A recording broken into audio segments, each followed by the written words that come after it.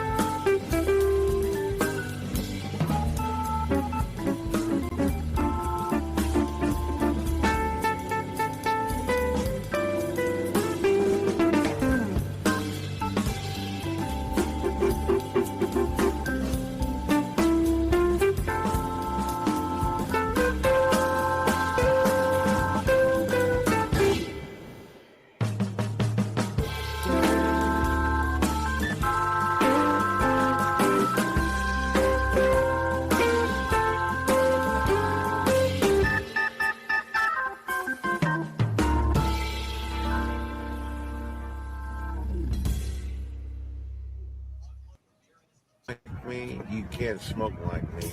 So don't try and be like me. Let's party together.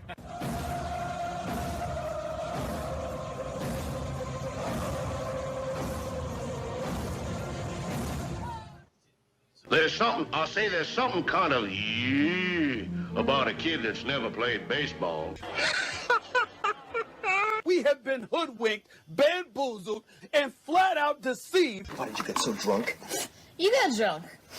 I'm just really exhausted. What's in that cup? Rum and Cokes? Do you have any idea how important this is? We're trying to save the pub call. Really? This is what you're doing? This is what you're doing?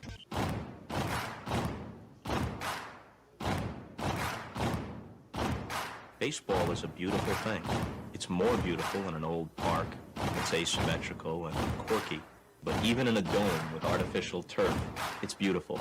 The way the field fans out, the choreography of the sport, the pace and rhythm of it, the fact that that pace and rhythm allows for conversation and reflection and opinion and comparison.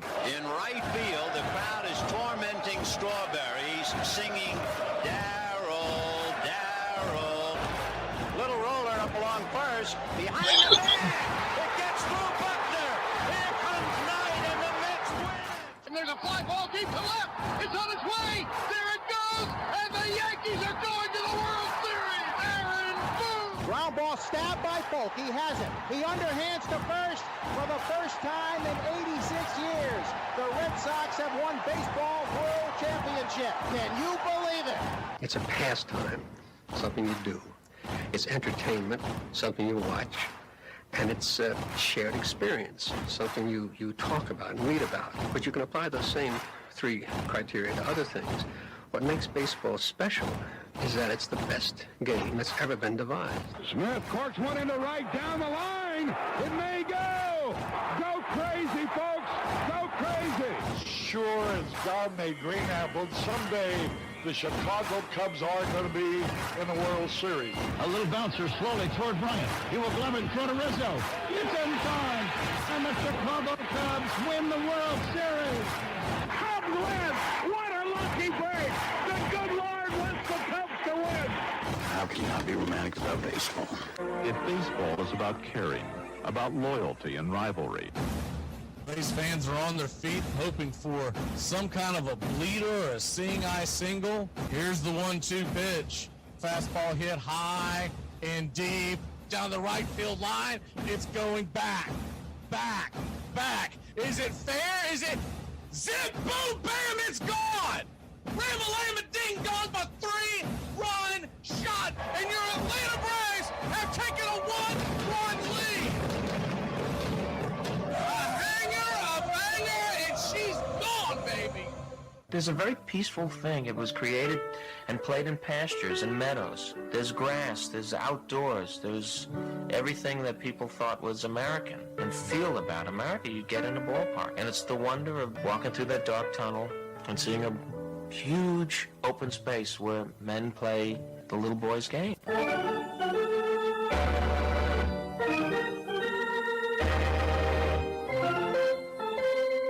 I believe in the Church of Baseball. I've tried all the major religions and most of the minor ones. I know things. For instance, there are 108 beads in a Catholic rosary and there are 108 stitches in a baseball. I prefer metaphysics to theology. You see, there's no guilt in baseball, and it's never boring. It's a long season and you gotta trust it. I've tried them all, I really have. And the only church that truly feeds the soul day in, day out is the Church of Baseball.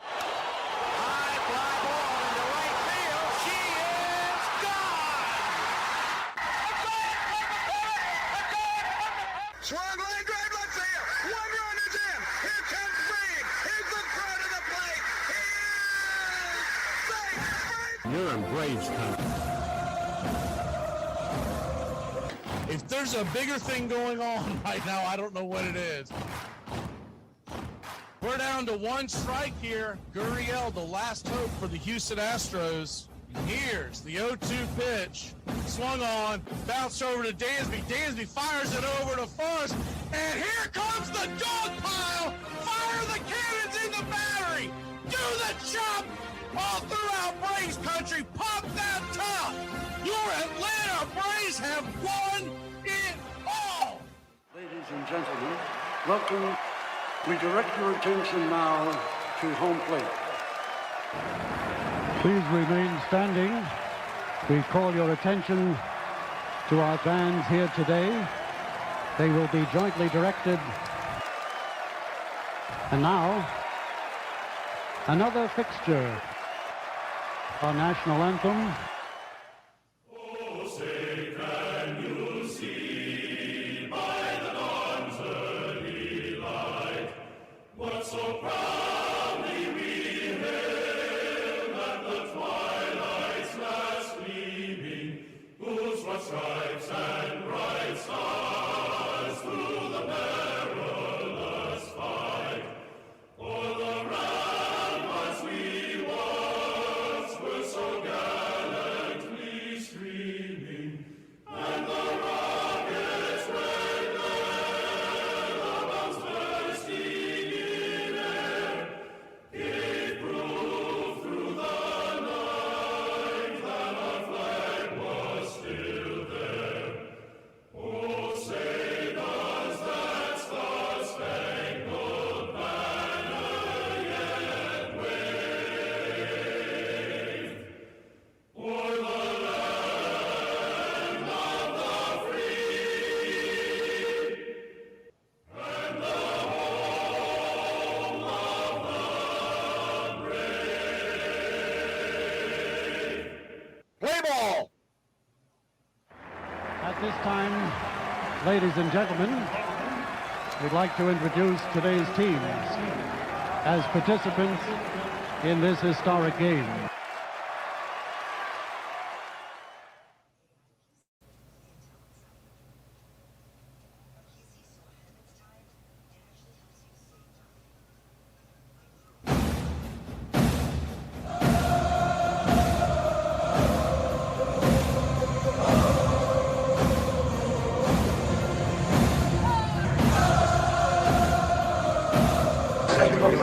All right, you guys, let's listen up.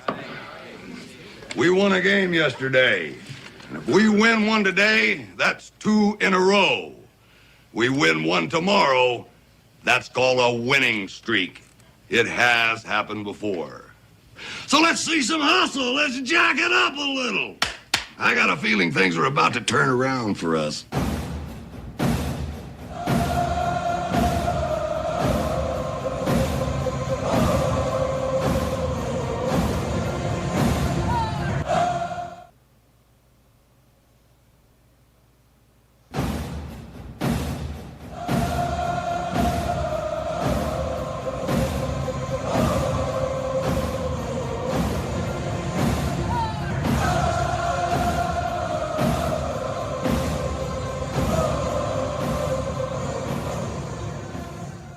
On a beer? 7 o'clock in the morning.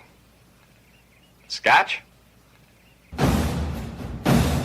Hey, howdy, hi, and how the hell are you? Pull up an armchair, girls and boys, and join us for Braves Country Baseball. You're listening live as the Braves are on the road. We're set to bring you pitch by pitch, play by play of your Atlanta Braves. Hi, I'm Mac McGee. It's time to put it all aside, get set for what should be a great day on Braves Country Radio. We'll go through the lineups today as the game moves along. Put your click in the chat, slap that like, and let's get ready, Braves Country. We'd like to thank everybody for choosing Braves Country Radio, and a special thanks to all the country club members. Please like on your way in and subscribe, set those alerts, and share Braves Country Radio to help build the crowd so we can continue to bring you the classic call of Braves Country Baseball. Well, it's about that time. Grab you a cold one. Find you an armchair. Atlanta Braves Baseball right here on Braves Country Radio. Your modern-day superstation is in its 5th season of bringing you pitch by pitch, play by play of your Atlanta Braves and our one-of-a-kind production. Take us anywhere you go for over 170 Atlanta Braves ball games. Please like and subscribe today. Join the Country Club. Thank you to all the Country Club members. You help support Braves Country Radio. Get this bus moving. Stop. Come back. Too late. Roll call! Yeah, roll call! You're in Braves country. Good afternoon, Braves country.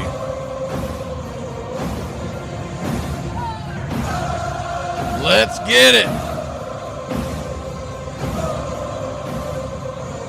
Good to see you, Iron Lung and Richard. Congratulations on the 12 months. Thank you for the contribution. Iron Lung.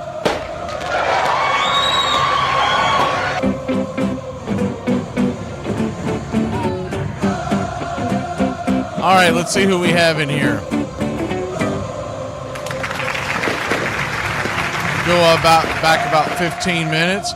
Good to see you, Iron Lung and Richard. Timmy Powell. Good to see you, Timmy. I think I already said John. Let me get this. See. Shooter. Jason Up and Adams. Randall Richard. The R&R Reading Railroad. Neil Pearson. Uncle Charlie Fritz. Hawkins. It's like I believe a Packers fan. Charlie Elrod. Jameson Taylor.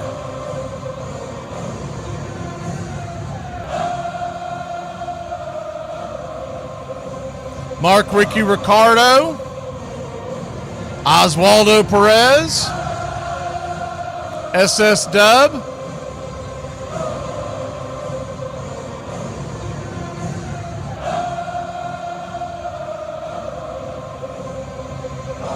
Colby Covers, good to see you. What's your picks today, Colby? What you covering?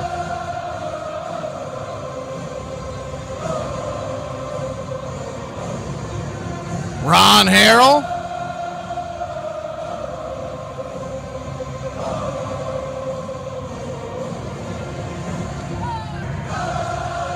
I think that's just about it. If we missed anybody, jump into the chat. Red Rum, good to see you. Been a while since I've seen you comment.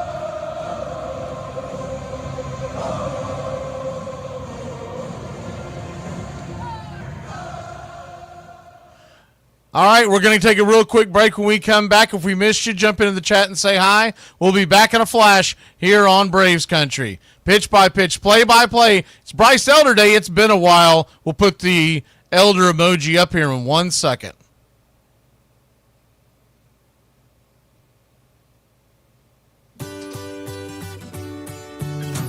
Hey, Braves Country, Mac McGee here for American Rebel Beer. America's patriotic light lager, all natural ingredients. Stand tall, be proud. The perfect beer to celebrate life, liberty, and your pursuit of the American dream. America's patriotic light lager, offering a crisp, clean, bold taste. Perfect beer to celebrate life, liberty, and your pursuit of the American dream. A beer with only 110 calories that tastes like a full-flavored beer and celebrates like freedom.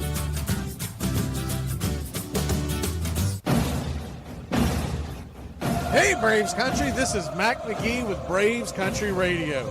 We are bringing you pitch by pitch, play by play of your Atlanta Braves all year long. Join the Country Club today. Help support Braves Country Radio. Join the Country Club today. It helps us bring you more of the game we all love. Braves Country Radio, your home for the classic call of Braves Country Baseball.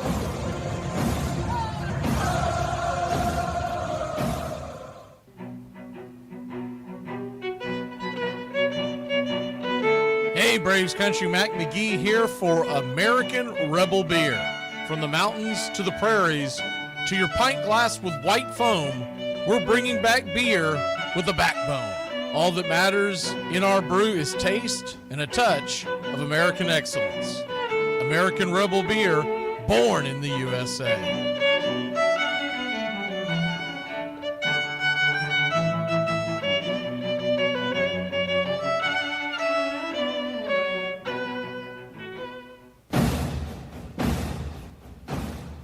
Ladies and gentlemen, we interrupt our program of dance music to bring you a special bulletin from the radio news. Sit quietly and we will control all that you see and hear. There is nothing wrong. You are about to participate in a great adventure. You are about to experience the awe and mystery. You unlock this door with the key of imagination.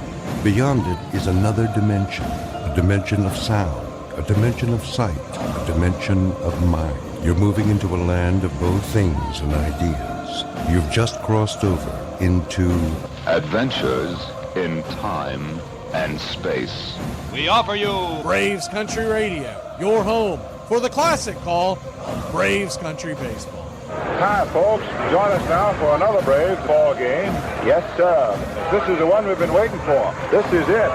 This makes you feel like it's spring and baseball. No more measles and free tickets to the circus. You're in Braves country.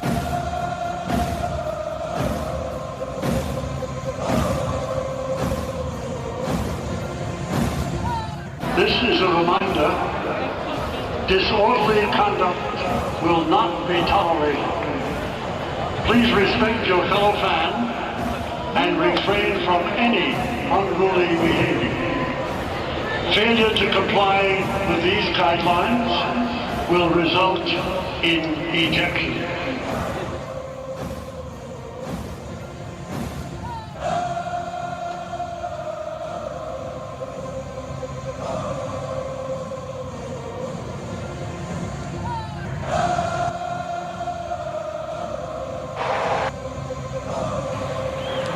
Good afternoon, Braves Country. Hope y'all are having a good Sunday afternoon. We're just about set for pitch-by-pitch, play-by-play of your Atlanta Braves.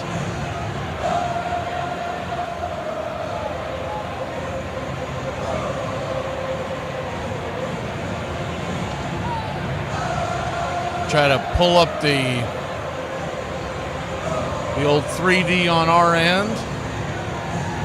Sometimes it jiggles. That's why we cover the screen, because I don't want y'all to end up stroking out or something. Sometimes it takes a couple of attempts and it'll start jiggling. It's all I can do to not like bite my tongue and have some kind of a episode back here. Marlins are going to be wearing their home, we'll call them aqua jerseys, with black lettering outlined in pink and white pants, black ball cap. Braves are in their Friday Night Reds again. They've been doing this a lot. They must have an overstock on those jerseys because they have been wearing them a lot on the road. They must be trying to push them. It's the only thing that makes sense, but I like those jerseys, so I don't mind it. Ronald Acuna Jr. steps in, Sandy Alcantara. We may be a touch behind the video because can't control it. First pitch on the way, swing. That ball is lifted high and deep into right center field. That ball is going to get down where the green grass grows. Ronald Acuna Jr. rounds first, heading for second, and it is a leadoff double for Ronald Acuna Jr. and your Atlanta Braves. Let's get it. Bravo.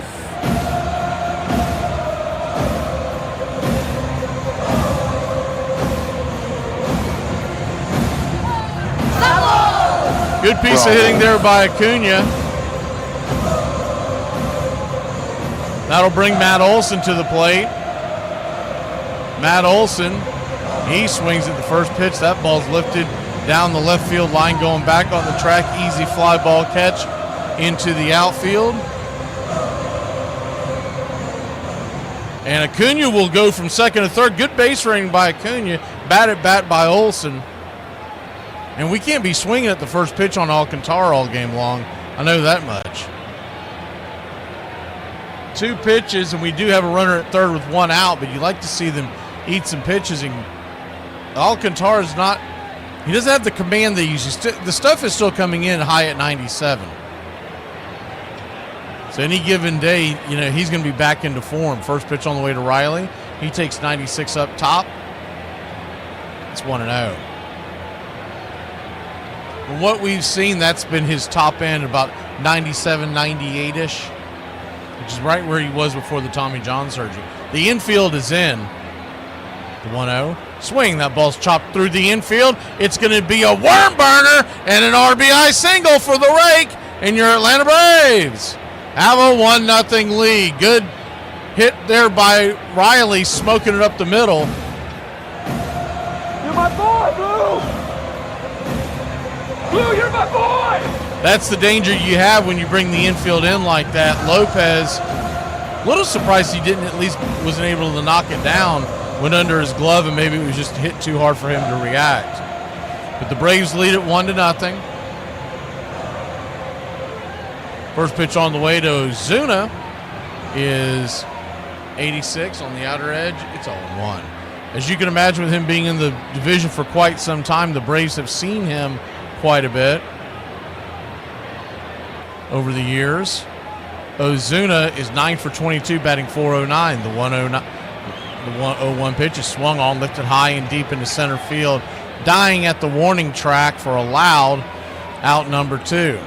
So a lot of stuff going on here, but the Braves have only seen 6 pitches, and that is a concern.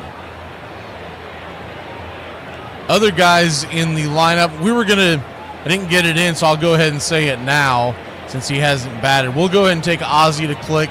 He has 2 home runs and a .282 average versus Alcantara. Drake Baldwin, your batter. First pitch on the way. 89, just off the plate. 1-0. Ryan Addington is your home plate umpire. The 1-0. Roof is closed. There's a lot of rain in the area in Miami. The 1-0. Same spot. This time he called it a strike. It's 1-1. Just off the plate. If he'll give that strike both ways, I'm not going to complain about that because that's kind of where Bryce Elder lives. 1-1 count. Swing. Rattles it back foul. 1-2. Braves 1, Marlins nothing. If you're just joining us, you're like, what the? Ronald Acuna Jr. hit a leadoff double. Olsen got him to third on a fly ball. And then Riley hit a single up the middle with the infield drawn in. And that's your score. The 1-2 to Drake. Swing, pops it up. Should be an easy, lazy fly ball to left field. It is, and that'll end the inning. But not for your Atlanta Braves. Put one on the board. It's 1-0. Bryce Elder goes to work when we return. We're doing random drug testing today. The only one I won't try is crack. What? Yeah, if we're just going to test random ones, I mean, I can tell the purity on a lot of other ones, but...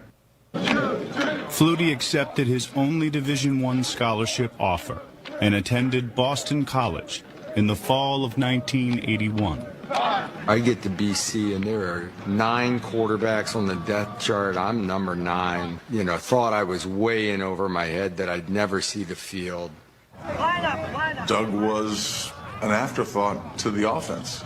And I have no doubt that he had a chip on his shoulder because a lot of people didn't believe in him. As the season progressed, Doug would move from the 7th quarterback to the 5th quarterback to the 3rd quarterback. And then finally we were over in Penn State. So Penn State's offensive weapons are seemingly endless, and it is 38-0. 4th quarter comes around, they're like, warm up. I'm like, oh my God, seriously, I'm going to get in the game. Now it will be Doug Flutie at quarterback. I expected him to get hammered, to get beat up, spit out, and thrown back onto the sidelines. They call a play, I roll out left, guys open, I throw it to him.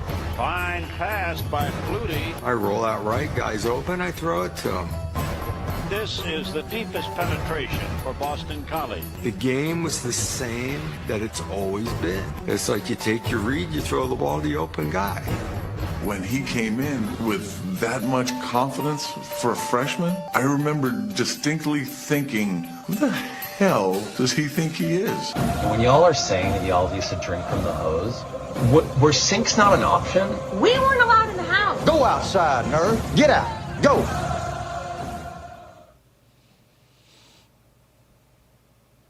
Welcome back. Bryce Elder believe his over-under today in Vegas was 4.5. We're going to take the over with 5 Ks today. I think he'll get it done. I like some of the comments of hoping for more, 6, 7 Ks. First pitch on the way to the left-handed bat. Xavier Edwards, the leadoff hitter, is a sinker. Swung on and fouled back out of play. It's 0-1. Righty-lefty matchup. The 0-1. Kicks and fires. Just off the plate. Fouled away, 0-2.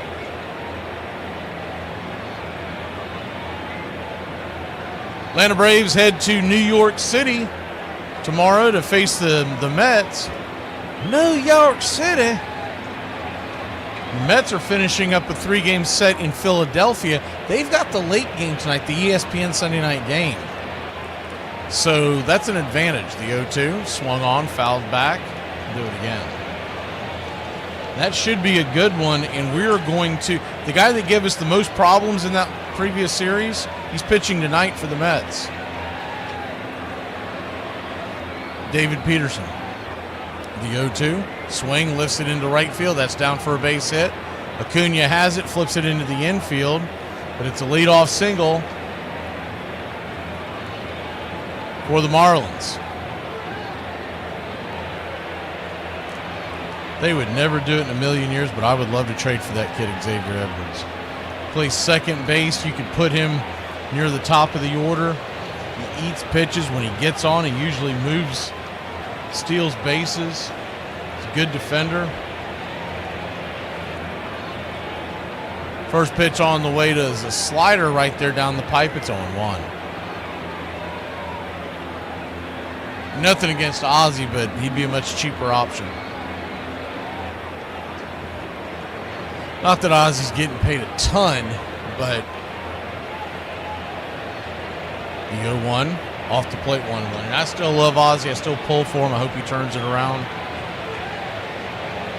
But that's what you want out of a second baseman, is someone who can beat you with speed and that will eat pitches. Let the other guys in the lineup see him as they go through the first time. Elder flips it over to first as Edwards is back dancing back and forth.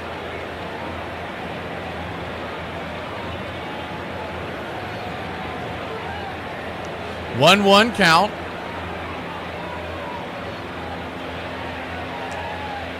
Runner fakes like he's going. Here's a chopper to second, and Allen's just going to take the easy out to first. It's a bad decision there by Allen because Ozzie was covering second. He could have flipped it back to him. He may not have gotten the double play, but you have gotten a much speedier guy at second with ease. But he's heading towards first, so I understand he probably didn't see Ozzie where he was at, and all that, didn't want to turn it into a disaster. First pitch on the way is a sinker at the knees to Lopez. Called for a ball. It's 1-0.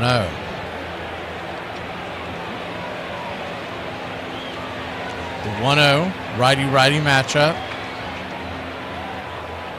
92 right there. 1-1 count. Another guy with good speed. Otto Lopez, 6 home runs, 25 RBI, batting .236. Pitch on the way. Slider misses altogether. Evens up the count at 1-1. Braves infield is back into the left.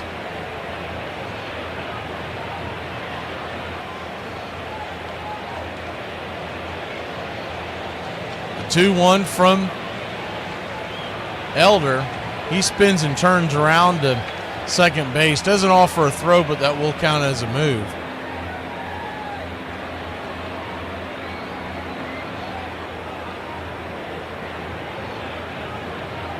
The 2-1. Swing, chops it over to third. Riley's got it. Fires it to first. And Edwards is going to head over to third after the throw. Olsen holds on to it. There wasn't a lot to gain from that. With Edwards' speed, he was probably going to be safe, and you don't want to throw it into the dugout, especially with 2 outs. It's still going to take a base hit no matter what. The only thing they get the advantage there on, of course, is like an infield single or something. But with Edwards' speed, he's going to score from second on a base hit. First pitch on the way is a sinker right there. It's 0-1. But that goes back to had Allen realized that he could have gotten Edwards at second, that probably would have been a double play and we would have been out of it. The 0-1.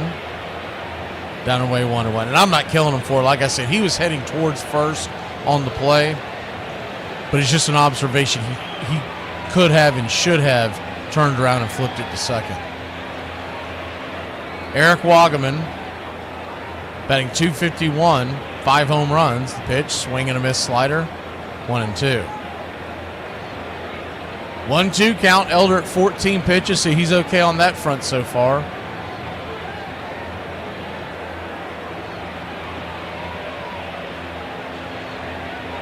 The 1-2. Swing, rifles it foul and out of play.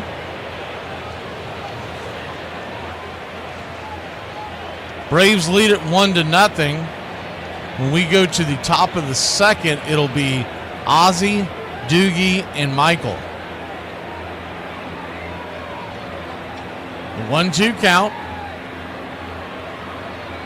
Oh, you got to give him that slider call. That's right there on the zone, 2-2. Bad call by Ryan Addington. Bad call. 2-2 count. Pitch on the way. Caught looking, strike 3. He made up for it, but man, Addington, get it together, son. We got a long ball game. We'll be back in a flash.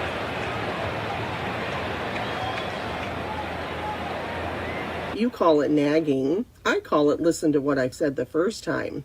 5-2 Dodgers in the ninth. Got him. They've done it.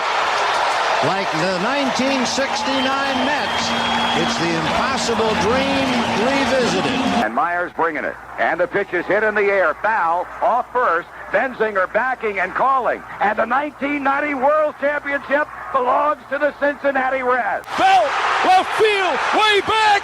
Blue Jays win it. The Blue Jays are World Series champions as Joe Carter hits a 3-run home run in the 9th inning, and the Blue Jays have repeated as World Series champions. I be like, why these people staring at me? I be forgetting I'm fine. When the National League dropped 4 of its less profitable teams, Johnson saw his chance. He established new clubs in Boston, Philadelphia, Baltimore, and Washington. Snapped up newly unemployed players, then began raiding active National League rosters. Lured by an average of $500 more per season, 111 National League players jumped to Ban Johnson's brand new American League, including the great pitchers Cy Young and Rube Waddell and the notorious John McGraw. The National League owners complained, threatened, mounted lawsuits, quarreled among themselves, but they could do nothing. Ban Johnson was not going to go away. Braves Country Radio, your home for the classic call of Braves Country Baseball.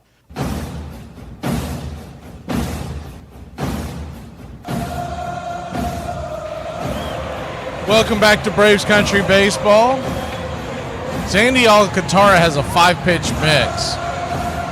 First pitch on the way to Ozzie is chopped down the first base line, it's 0-1. He throws, and he's a true junk pitcher right nowadays. Now, he has high velocity, but he literally kitchen sinks you with 5 pitches, and none of them does he lean on primarily as the 0-1's in the dirt 1-1. 4-seamer at 24 and the sinker at 24%. Changeup at 22, and then the slider and curve round out at about a 29% rate. The 1-1. Swing, chops it down the line again, 1-2. Ozzie's hitting it above his benders, knocking him into the grass. He does have 2 home runs in his career versus Alcantara. That's why we picked Ozzie to click today. A large sample size, batting .282, the 1-2. They set up high. Tried to give him a chase 97 up around the eyeballs. 2-2. 2-2 count. pitch. Outside changeup.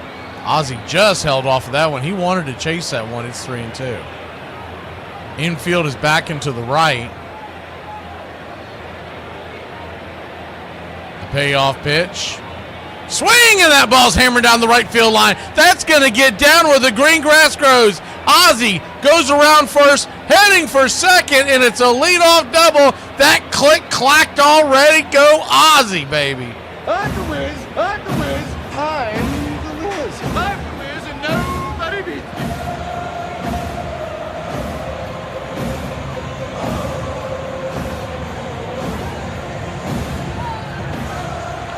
He roped that thing down the line.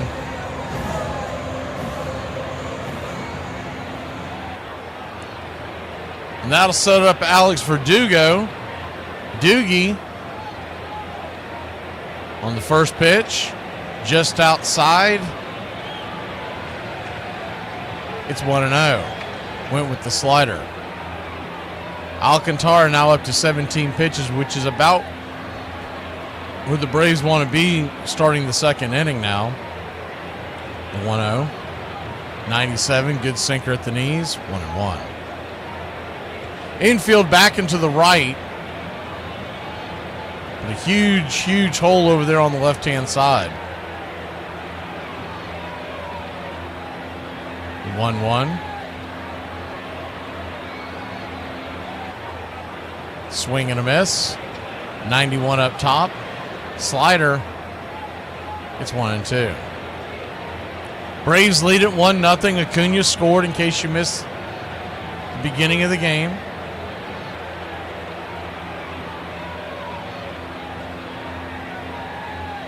The 1-2 in the dirt. That almost got Doogie in the foot, but it missed. So a 2-2 count now. Standing on deck is Michael. Nick Allen is in the hole. If they keep the line moving, we'll get back to the top of the order here in the second. The 2-2 count.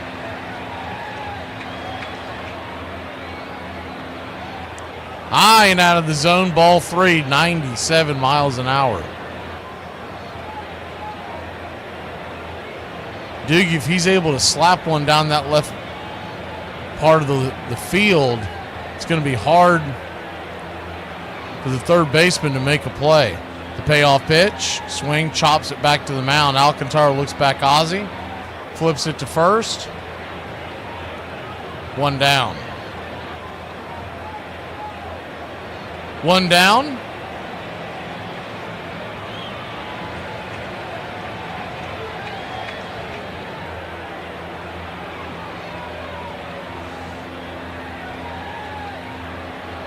Michael Harris II will come to the plate.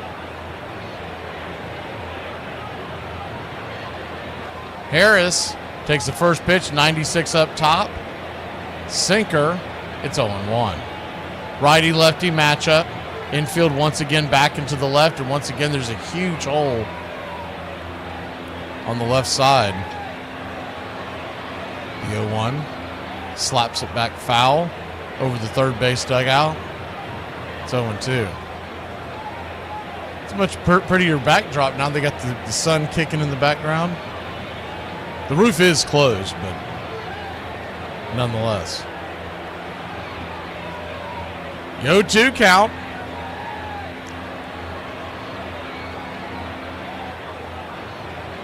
Fouled away. We'll do it again.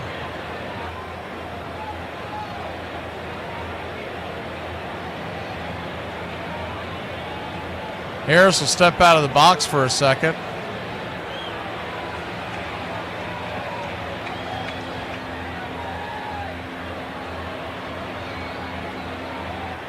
Climbs back in.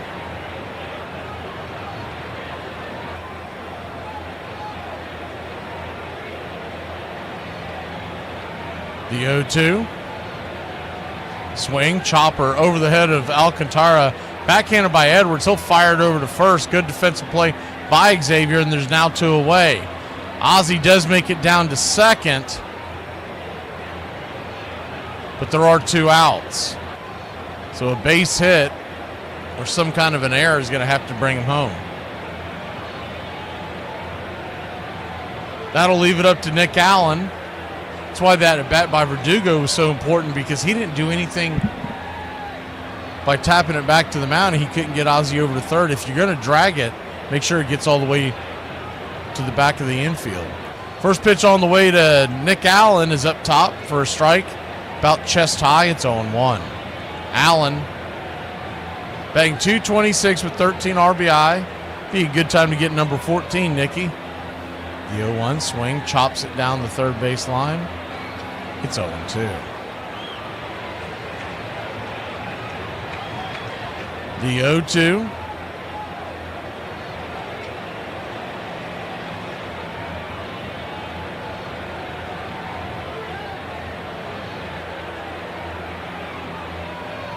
Righty. Swing and a miss, strike 3. Down on strikes once again, and we'll head to the bottom of the second, leading 1-0 here in Miami. What did the Moose say when he left the gay bar? Man, I blew like $50 in there. Oh my God. Who are you supposed to be? Barbie. Can't you tell? Take my nipples down so my boobies are smooth. Well, can the Braves magic strike again this evening against Johnny Ruffin? If they get back into this ball game tonight, it's going to be with the 1994 Braves. Chipper Jones is going to hit. Ryan Klesko's on deck.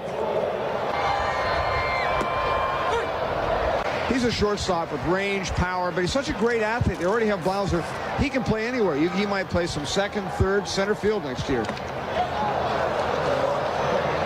There's Fred McGriff over at first base, and Mr. Gant isn't too bad in left field either. No. Ripped by Klesko, back.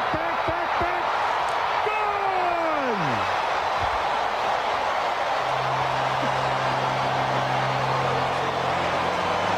Well, if the 93 Braves aren't enough, here come the 94 Braves. Klesko's second home run of the year, and it's a 6-4 game. You gotta be kidding me. There's talent through and through in this organization. Look at this swing. We'll try Dibble. Heat against heat. There's Gant's numbers against Rob Dibble. But that's against the Rob Dibble from 90, 91, and 92. Not necessarily the Dibble from 93. Rip to left. This is going to go to the corner. It's over the fence. It's gone. It's gone. The Braves win. They win it.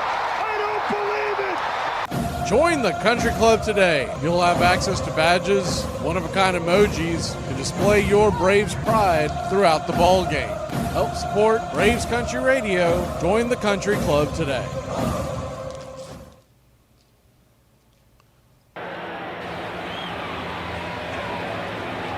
Welcome back. Bryce Elder misses the first pitch. To Stowers to lead it off, it's 1-0. The 1-0 swing, licked it high and deep, and that one is not coming back. A hanger, a banger, and it's 1-1. Solo shot. Bryce Elder trying to bounce back from a horrific outing his last time out. Gives up the solo shot. At least nobody was on base this time. And it's 1-1. Stowers, his 6th home run of the year. Yeah, that was a good old-fashioned cement mixer. Just above the belt and right into the wheelhouse of Stowers. Harris tried to steal it over the fence, but it went about 5 to 7 feet past his glove. First pitch on the way is a sinker to Myers. It's 0-1. The 0-1 down and away, 1-1. Braves 1, Marlins 1. Bottom of the second. The 0-1 pitch. Elder brings it, swung on, chopped over to Riley. Riley hammers it over to first, and it's a 5-3 put out. 1 away.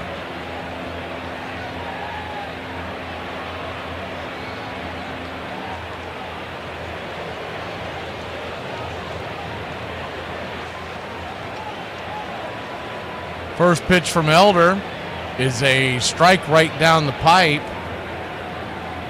84-mile-an-hour slider. It's 0-1. I mean, that honest engine, that was another cement mixer. He's lucky Hicks didn't hammer that one. The 0-1. Just caught the bottom of the zone. That's where he wants his slider at. It's 0-2. So an 0-2 count. Infield is back and to the right. As the 0-2 misses well outside, it's 1-2. Braves 1, Marlins 1. The 1-2. Ah, looking strike 3. He got caught watching the paint dry. 2 down. Sinker right there at the knees. And Bryce Elder gets his second strikeout of the day. That'll bring Hicks to the plate. First pitch on the way. No, it is Fortes, excuse me. First pitch on the way to Fortes is a ball right inside. It's 1-0. The Marlins screen had it messed up. I thought it was the number 8 hitter. Fortes takes the 1-0 right there, first strike, 1-1. Sanoa, who was not in the game yesterday, is on deck, is the 1-1 right there. It's 1-2. Their everyday catcher is getting the day off, so Fortes is giving him the day off. He is not in the lineup at all. They went with Hicks as the DH once again and Wagaman at first. The 1-2. Swung on, hammered over to short, but Alonzeri flips it to Olsen. That'll end the inning. But up for the Marlins, tie it up. We head to the top of the third, tied at 1. Oh my God, I almost died. No. I almost died. That was so scary. Thank you. It's okay. It's all right. It's all right. I know you have a great memory, and I just thought we'd get some of the baseball things out of the way. Going along the way in pursuit of Ty Cobb, do you remember your 1,000th hit? Yes, sir. I was off Carl Morton down in Atlanta at that time. He was Rookie of the Year for the Atlanta Ball Club, and he passed away a couple years ago at a very young age, so he's a fine pitcher. Do you remember your first hit? Sure, everybody remembers their first hit. It was at Crosby Field. It was my 5th at-bat. It was against Bob Friend. It was a triple down the left field line. All right, what about hit number 2,000? 2000, I missed getting it here in Cincinnati, and I got it off of Ron Bryan at Candlestick Park in front of a big crowd of about 4,300. What about hit number 3,000? Well, 2,500 was right here against Bruce Keeson the last day before we went on a long road trip, and of course 3,000 was right here against the Montreal Expos, and that was kind of ironic because it was off of Steve Rogers, and the guy who presented me the ball was Tony Perez in a Montreal uniform, and I had a Cincinnati uniform on. And last year when we came back, I had a chance to get my 4,000 hit with me in a Montreal uniform and him playing first in a Cincinnati uniform, but I walked 4 times and grounded out once. When you broke Stan Musial's record? Well, that was off of Mark Littell, 36-31, and I might add it was the first day back after the 81 strike, because I tied the record off of Nolan Ryan the day before the strike went into effect. What about that 4,000th hit? Who was that against? My old team, the Philadelphia Phillies, who I played with before I went to Montreal, and it was off of Jerry Kuzman. It was a double down the right field line. So a lot of the things you have done occurred right here in Cincinnati, including the last day of what? Ty Cobb's career, wasn't it his anniversary? Right, it was 57 years to the day that he pinched hit for the last time, and when he pinched hit, he went back home. I don't know why he went back home, but he just decided to retire at that time.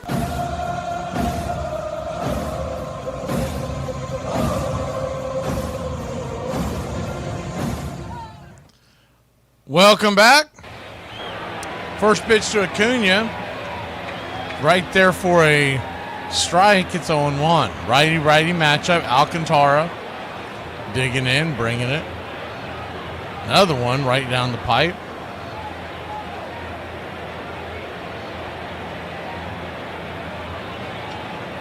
So a 1-1 count. Swing, that ball sliced into right field. That's down for a base hit. And Akumi Moncada is at it again. Let's get it, Braves country. Bravo. Leadoff single. Ronald Acuna Jr. If you're wondering, that has taken him over the 400 mark. Bravo. He is batting .404. 2 for 2 today. Matt Olson, the batter. Righty-lefty matchup. The first pitch to Olson. Swung on. Hammered down the first base line, but foul.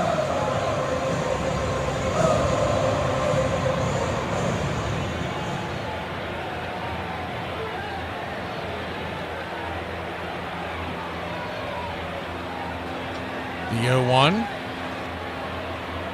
Acuna leaning off of first. The pitch. High and out of the zone, 97.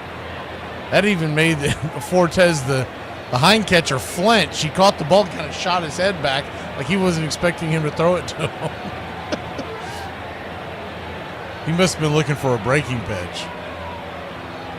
The 1-1. Outside wide, 2-1. Infield back and to the right, as you can see on your screen. Third baseman. Sanoa all by his lonesome over there in between second and third. 2-1 count. Olson flew out his first time up. Pitch on the way. Outside wide, 3-1. Marcell Ozuna standing on deck. The Drake is in the hole.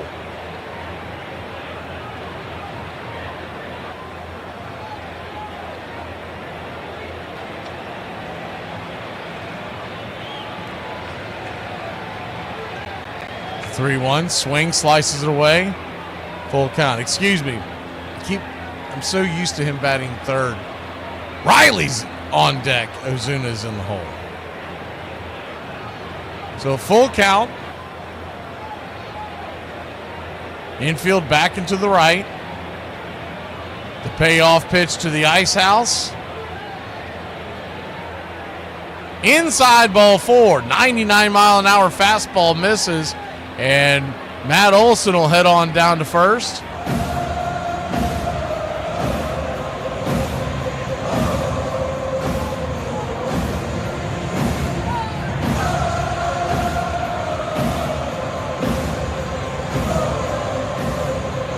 That'll bring the rake to the plate. Runners on first and second, nobody out. Acuna at second. Olson at first. First pitch, swing, hammers it down the left field line, but foul. Couldn't keep it straight. That went about maybe 2 to 2.5 feet foul to the left. Good catch by the ball boy down there. He caught it on the fly. He's very proud of himself. He's shaking him. He's pumping his fist. Got a big old grin on his face. He's pounding his chest now. Put me in the game, coach. The 0-1. Swing, fist it back foul. It's 0-2. That's funny, man. That ball boy, fairly young. I'd say he's around college age, maybe late high school, but he looked a little older than that. But he had a huge grin on his face, and he's just pounding his chest. The 0-2, swing, fouls it back. We'll do it again.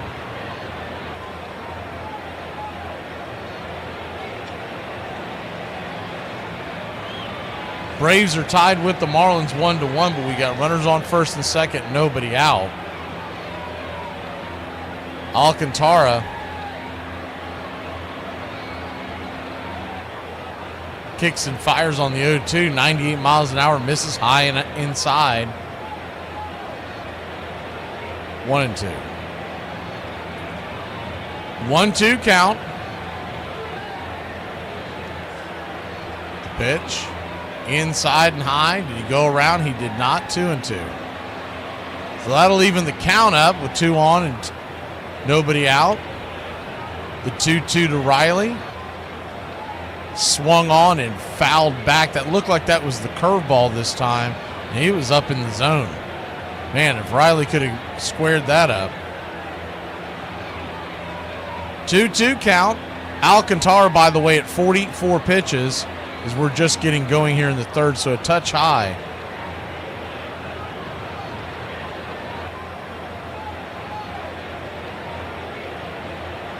The 2-2 to Riley. Pitch on the way. Swing and a miss, strike 3. Chase the slider. It was a good one. Diving out of the zone, 1 away. That'll bring Marcell Ozuna to the plate. Drake Baldwin will move on deck. See if the Big Zoo can come through.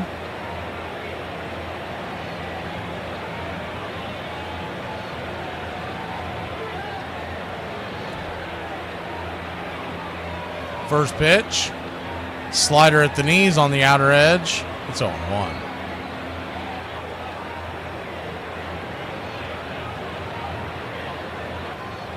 The 0-1.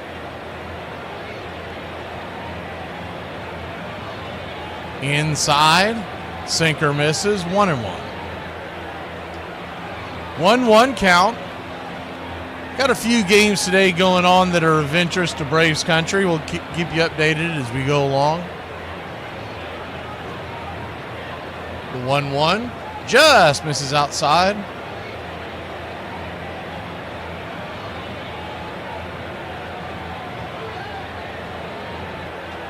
The Reds have just hit a solo shot by McLean to take a 1-0 lead over the Cardinals. Both of those teams are in front of the Braves in the wild card standings. We'll do the standings here in a bit. 2-1. Sinker chops it foul, 2-2. The big picture is the last spot of the wild card. Cardinals and Milwaukee are tied 6 games in front of Atlanta. Milwaukee leads Minnesota 1-0 in the first, while the Cardinals trail 1-0. The 2-2. The Big Zoo. Caught looking strike 3. Man, he has done that all year long. It is unbelievable how many times he is not prepared to swing the bat on with 2 strikes. I mean, in that pitch, for those of y'all who can't see it at home, it is right down the plate. It's middle, just below the letters. It's where you would sit it on a tee. First pitch to Baldwin is just off the plate wide. It's 0-1. 1-0, excuse me. And I get it. Every once in a while, you're going to get just get locked up. But that just tells me he's guessing with 2 strikes. 1-0.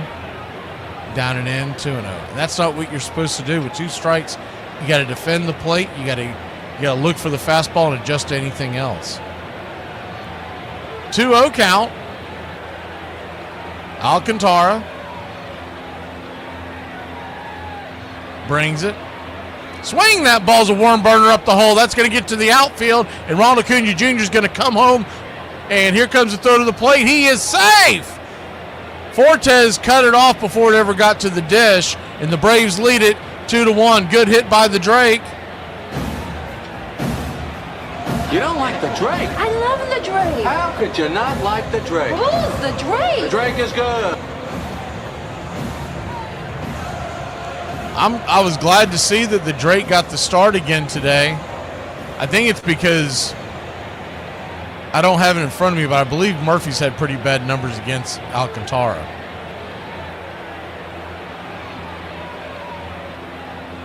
First pitch on the way to Ozzy's popped up. Can of corn. Easy peasy. Who wants it? Left fielder has it, and that'll end the inning. But not before your Atlanta Braves. Good at bats by Acuna and Olsen and the Drake. We take a 1-run lead. I don't even care anymore. And you know what's even better? I don't care that I don't care. I have a joke for you. Okay. The government is excellent and uses your tax dollars efficiently. You haven't associated yourself with any particular party. What party do you plan to run with? I like all parties. Tailgate parties, bonfire parties. As long as they got beer dip, country girls, and country music, that's a good party. Guaranteed to start arguments, not end. The top 9 catchers of all time. Starting with number 9. Let's start with a trivia question. Which catcher in the history of baseball caught the most games for one team? Number 1 is Gabby Hartnett. 1,756 games he caught for the Chicago Cubs. Gabby finished his career just 7 games shy of catching 1,800, the most impressive display of longevity and durability. But just being durable doesn't earn you 6 All-Star berths. Hartnett was a solid leader who led the Cubs to 4 National League pennants on the strength of his powerful bat. Not only was Hartnett an all-star catcher, but he was hitting unlike any any other catcher ever had. He was a long baller. 7 times he finished in the top 10 for slugging percentage in the National League. This was unprecedented at the position. Hartnett was the heart and soul of the Cubs franchise. And he hit what still today is considered the most famous home run in Cubs history. It happened in the fading light of the 1938 season, with the Cubs and Pirates going head-to-head for the pennant. Bottom of the ninth, Hartnett's up with 2 strikes, 2 outs, 5-5, darkness descending on Wrigley Field, and what happens? Gabby Hartnett hits the ball over the wall at Wrigley Field, the so-called Homer in the Gloman, which gives the Cubs a 6-5 victory, puts them into first place. They win again the next day, and they go on to win the pennant. What's up, Braves country? Looking forward to a great Atlanta Braves season. See y'all at the ballpark. Love y'all. Welcome back. First pitch on the way is 90 at the knees. It's 0-1. The 0-1 righty-righty matchup. Inside 1-1. If you're wondering why you don't see guys bunt with no outs, I saw a couple of comments on it. Is 1-1 right there. 1-2. Because they don't get the call from the dugout to bunt, because the dugout is run by analytics nowadays. The 1-2 off the plate, 2-2. 2-2 count to Sanoa. And I'll explain that thought here in a second. The pitch on the way. Chopper back to the mound. Elder has it, fires it to first. 1-3 put out, 1 away. And I'm not saying I agree with it, but this is why this takes place nowadays. Your analytical departments all agree across the board, 1,000%, that bunting is bad unless you are at late in the game and you need that specific run to win or tie. But they believe that giving away an out is bad baseball. As the first pitch on the way is a slider inside and down and in, 1-0. And it's bad baseball in their opinion because giving away outs because they're so precious is detrimental to your ability to score runs. I don't see it that way, as the 1-0's fouled back. It's 1-1. I love small ball. I loved it when I used to watch the Cardinals in the 80s, was a fan of them. They were my second team behind the Braves in the 80s, because I used to like to watch Whitey ball, as they called it, because they bunted all over the place. They used speed. That's my favorite kind of baseball. It still is to this day. If I see a team that's using that kind of baseball, I tend to watch them when the Braves aren't on. But the analytical departments tell you that you're foolish, and it's hard to argue with them as the 1-1's off the plate, 2-1, because they don't come at the look from a baseball side of it. They look at it as pure numbers. The 2-1 misses high, 3-1. Edwards thought that was a ball 4. He was starting to toss his bat towards the bat boy, but it is 3-1. 3-1 right there, 93 intercut, full count. And if I'm Elder, I'm going to be very aggressive here, because he's trying to work his way aboard. He has no interest in getting the base hit. The payoff, swung on, just fouled it back into the mask of Drake Baldwin. So that's why you don't see these guys bunt anymore, because they can't take it upon themselves to do it. That's a call that comes from the dugout. Unless you're talking about like trying to drag one for a base hit, like we see Stuart Fairchild and Nick Allen do from time to time.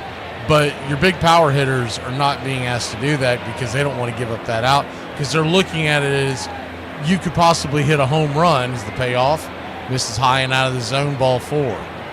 So he'll head on down to first. He got what he was looking for, a walk, as Elder couldn't find the zone and nibbled around a weak hitting but high speed leadoff hitter.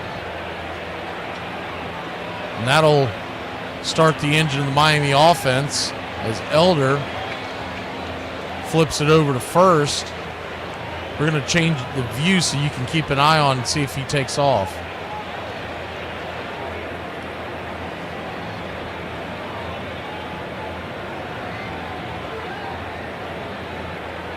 First pitch on the way from Elder. is high and out of the zone, pitch out territory. I think that might have been intentional. He used his sinker, but when he let go of the ball, he instantly looked over to first. So I believe that was a pitch out, even though it didn't look like a traditional one. 1-0. Right there, 1-1. But I miss the small ball. I wish when the Braves make the managerial change, I hope they find someone who will implement that kind of baseball. But to implement that kind of baseball, we're going to have a different kind of lineup, to be honest. 1-1, right there, just misses. 1-2. When you have all these power hitters at the top of the lineup, you're not really built to do that kind of thing. I mean, I'm not going to ask Ozuna to bunt because it's ridiculous. A, he's bad at it, and B, he's slow as molasses. Is the 2-1, fouls it away, 2-2. But there are guys that you could implement that in our lineup. I mean, Ozzie Albies, Michael Harris, those are the first two that come to mind. I don't think I would do it much with Acuna because you really are taking the bat out of his hand. But Eli White, the 2-2, swing, chops it down the first base line, just foul. That might have been a run. Jesus Sanchez, the power-hitting left-handed bat, and they are not really playing him much to pull. It's pretty much straight away. That ball would have been fair. It would have taken Acuna forever to get to it. And Edwards can fly.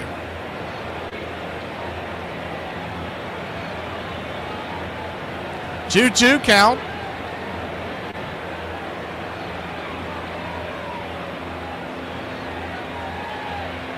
Elder brings it. Swing and a miss, strike three. And the runner goes. I guess he's safe. I thought maybe Allen had tagged him on the wallet coming up before he tagged the bag. Allen didn't make any kind of a complaint against it. It's really close.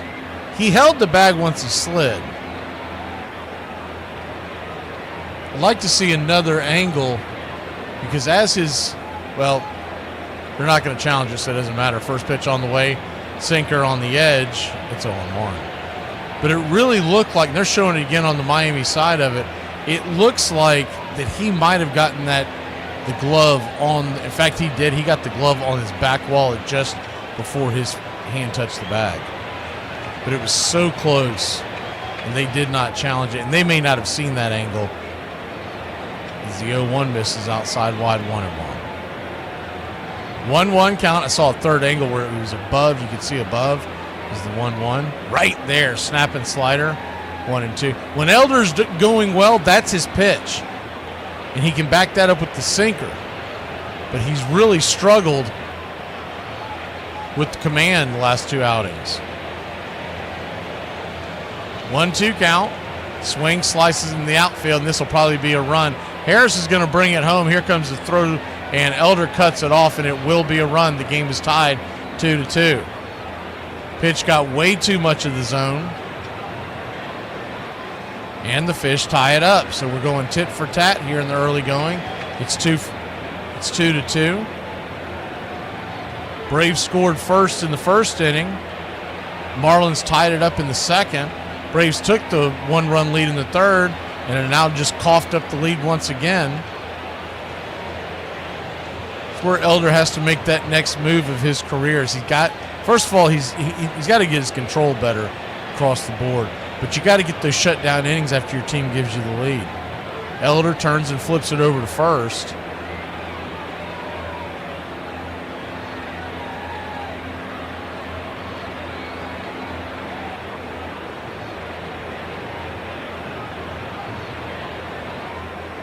Pitch on the way, swing, hammers it through the hole, and Michael Harris comes up. He'll keep the runner at second, but there are first and second and 2 outs.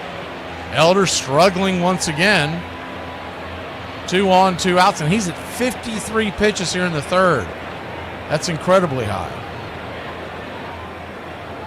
Mariners have taken a 2-1 lead over the Cubs there in the first. Reds lead the Cardinals 1-0 in the first. So 2 on, 2 out. The 2-2 is your score, and the first pitch on the way to Stowers is right there for a strike. It's 0-1. Would have been a good time to see Kranitz come out there to the mound to talk to Elder.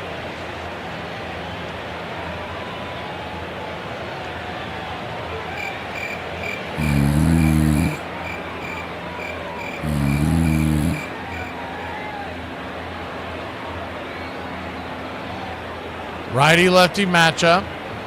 The 0-1. Swing, chops it over to first. Olsen has it. He calls off Elder. He says, "You've screwed up enough." We'll be back in a flash. Braves 2, Marlins 2. Top of the fourth we go. In 1983 World Series, the first game of that series is in Baltimore. 2 things happen that night. Number 1, I meet Bob Costas for the first time, and Cosell walks by. And Costas sees Cosell, who's coming up from behind me, and goes, "Howard," he says, "want to say hello? I'm Bob Costas with NBC." And Cosell says, "I know who you are. You're the child who rhapsodizes about the infield fly rule. I'm sure you'll have a fine career." That was Cosell's initial interaction with Bob Costas. Larry Bird, you don't realize how big Larry Bird is until you stand up close to him. So he walked by us and he says, "Y'all those college guys?" And we was like, yeah, we the college guys. And he looked at us and he said, "Get some rest. It's going to be a long week." Fisk became the first of the catchers of a new generation of receivers that were different than all those who came before him. Nobody had ever really seen catchers that were this tall, this angular as Carlton Fisk was. He was statuesque behind the plate. And Carlton's size made his constant presence back there all that more amazing. So how did Pudge keep going? My longevity depended on a number of things. First and foremost is my DNA allowed me to do it. What a great throw, one of the finest catchers in baseball. I don't think anybody else has matched him in numbers or years of games called. Fisk played for 24 seasons and caught 100 or more games in half of them. He was big and strong, and he was durable. Behind the plate, he was better than most guys I've ever seen. Offensively, he was one of the better offensive catchers in the game of baseball. Forget about it, it's gone. A home run for Carlton Fisk. An 11-time All-Star. Fisk is second all-time among catchers with 844 extra base hits. We will have a 7th game in his 1975 World Series. Everybody who saw it can remember where they were, who they were with. It's one of those moments that's permanently branded in your brain.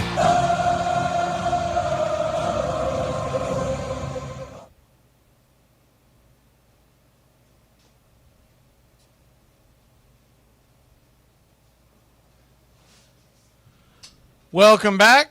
Alcantara up 0-1 on Alex Verdugo. The 0-1 pitch is swung on and chopped foul down the first base side. It's 0-2.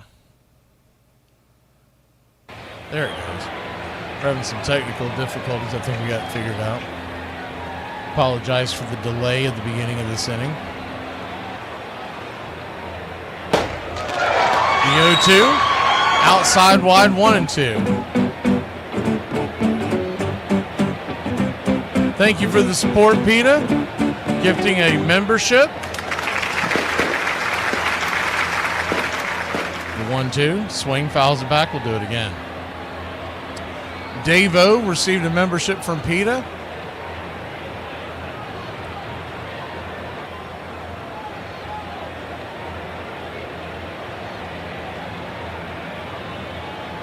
So a 1-2 count.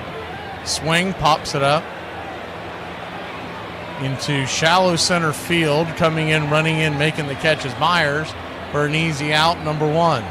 He had a long way to go. I'm not really sure why they're playing Verdugo that deep. He has 0 home runs on the year.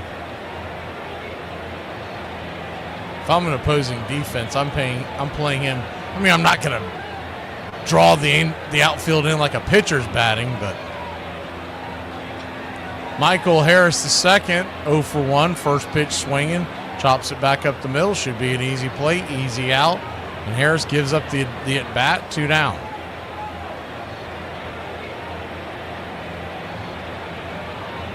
Two away.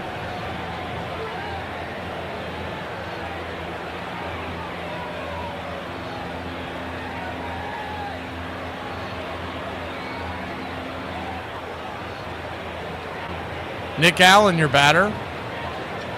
Allen check swings one down the line. Thankfully, goes fouling out of play. 0-1. That thing almost hit him, and he swung at it.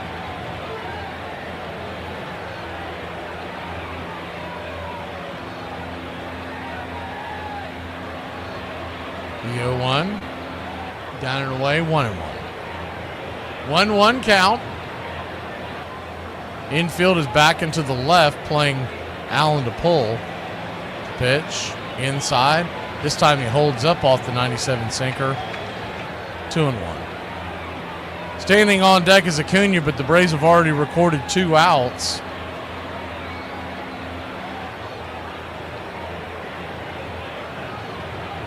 The 2-1 count. Swing, lifts it into left field, and that'll be an easy fly ball, and that'll end the inning. Incredibly easy inning for Alcantara. Braves go down in order.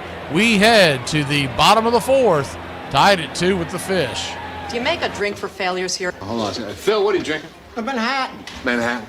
Coaches got a shelf. Some coaches got 50 years. Some coaches got 12. Mine was 6. Good. I got to tell you, we had a meeting. Say, Coach, things are not going well. Say, Coach, you got $17.1 million on your contract. We're going to give it to you. I said, what time you want me to leave and what door you want me out of, brother? Number 7. Roy, you're described as the key man in the Dodger fortunes, and they say as Campanella goes, so will the Dodgers go this year. Now, how do you feel? I feel fine, if that's the key. Well, Campy must have been the key, for he helped lead the Brooklyn Dodgers to 5 National League pennants in the 50s. When Roy Campanella was at the top of his game, I don't think there was ever a better catcher in baseball history. He simply did everything. He had a magnificent arm, called the game beautifully, studied the game. He was a catcher who not only could manage a game and throw well, but he was a good hitter, and he could hit with power. Campanella and Yogi Berra are the only catchers ever to be named most valuable player 3 times. No question about it. He just excelled, and he excelled in all departments of the game. Were it not for circumstances beyond his control in both the start and end of his career, Cappy's final numbers would have reached a whole nother level. Roy Campanella, unfortunately, got to the major leagues late, like Jackie Robinson. But when he got to the major leagues, he was a man of much experience. What people forget about Roy Campanella is he had been catching professionally since he was 15 years old. He was a complete catcher, and it was just a tragedy when his career was interrupted prematurely without automobile accident. That crash in January of '58 paralyzed Campanella and his baseball days were over.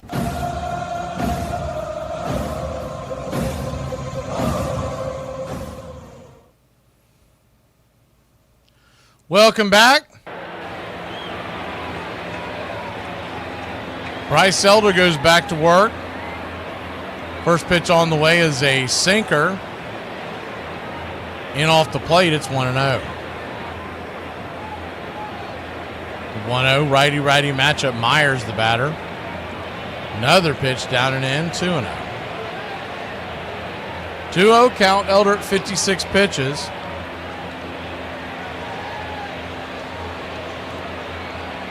The pitch just off the plate, called for a strike, 2-1, we'll take it.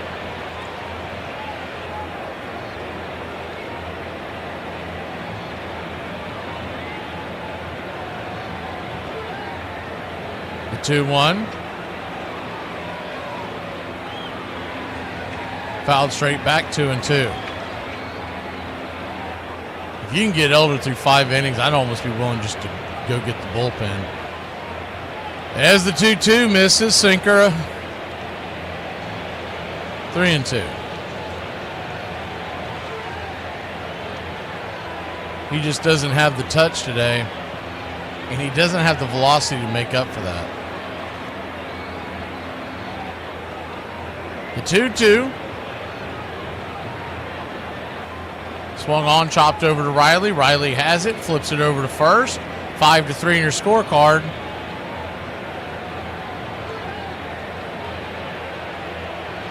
One down.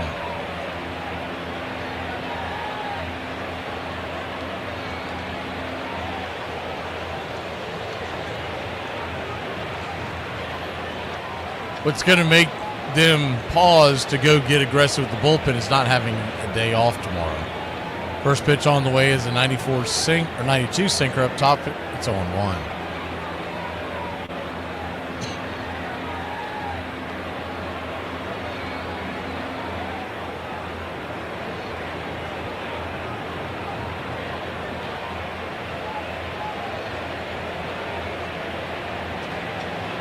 One chop foul, it's 0-2. 0-2 count. Liam Hicks, the batter.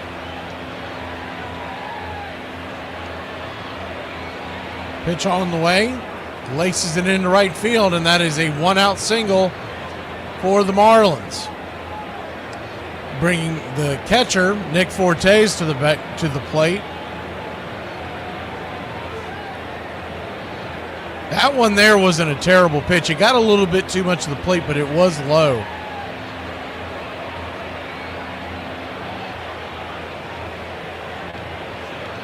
It was a good job by Hicks just to go down and get it. First pitch on the way is a sinker. Down the middle of the plate, it's 0-1. Problem with this sinker today is that a lot of his pitches they're coming in almost belt high over the plate.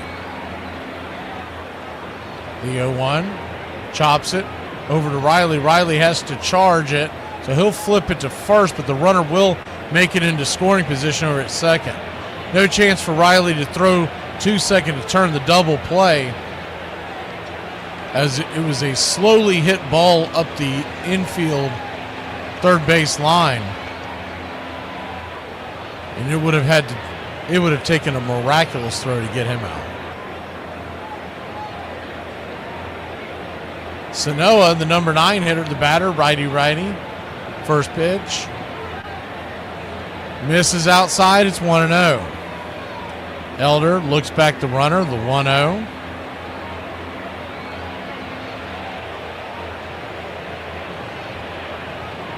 Kicks and fires, swung on, hit hard on over to Allen, but he's got it, and he'll flyer it over to first.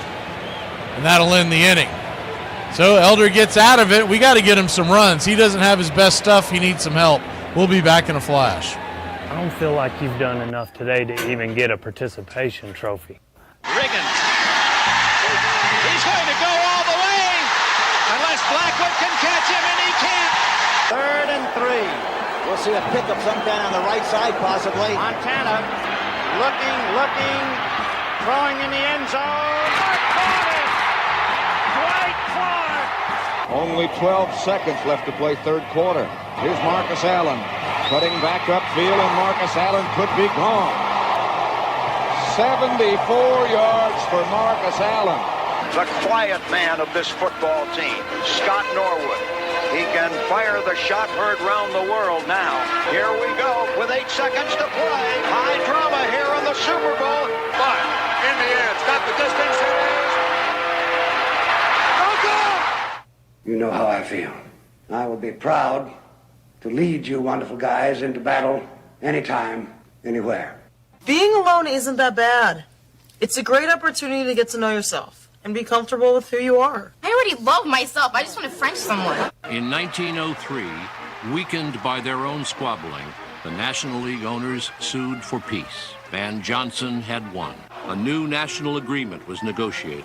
Now there would be 2 major leagues, separate but equal, honoring one another's contracts, both retaining the reserve clause that kept players bound to their owners for life. A 3-man national commission was appointed to settle disputes and see that the regulations were enforced. Power was supposed to be shared equally, but Van Johnson saw to it that he was really in charge. The players were not represented.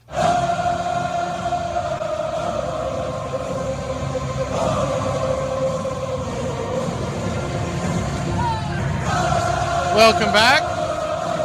First pitch to Acuna is down below the knees, and it bounces all the way back to the backstop.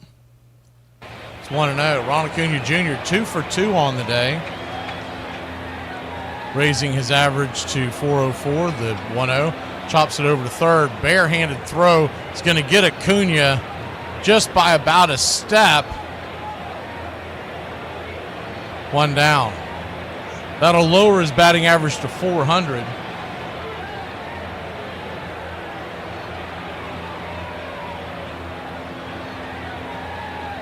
Good throw by Sano. That was off his front foot.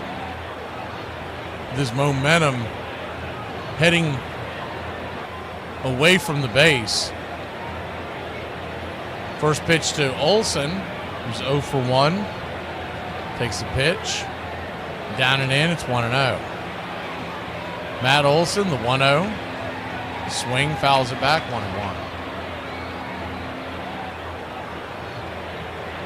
1-1. 1-1 count.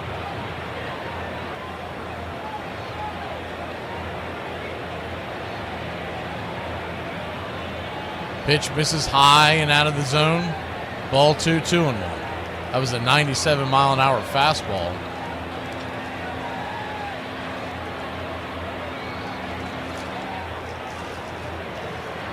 The 2-1 pitch. Swing and a miss. 98-mile-an-hour, 2-2. Olsen will take his timeout, step out of the box for a second, try to regroup. Standing on deck is Riley. Ozuna in the hole. Braves 2, Marlins 2. Top 5.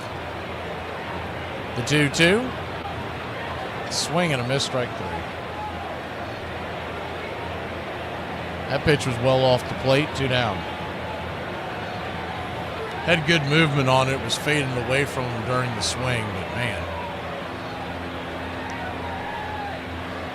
I really feel like that they missed an opportunity to knock Alcantara out early. He was struggling in the early going. The longer you give a veteran who's had some issues with control, give him longer game, he's going to pitch much better. First pitch is a changeup to Riley, and it misses well inside, 1-0.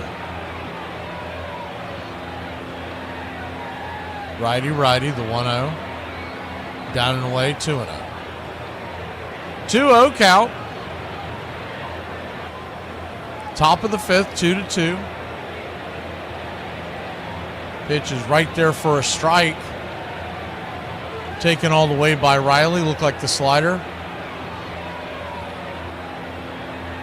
If Riley can extend the inning, it'll be Ozuna coming to the plate.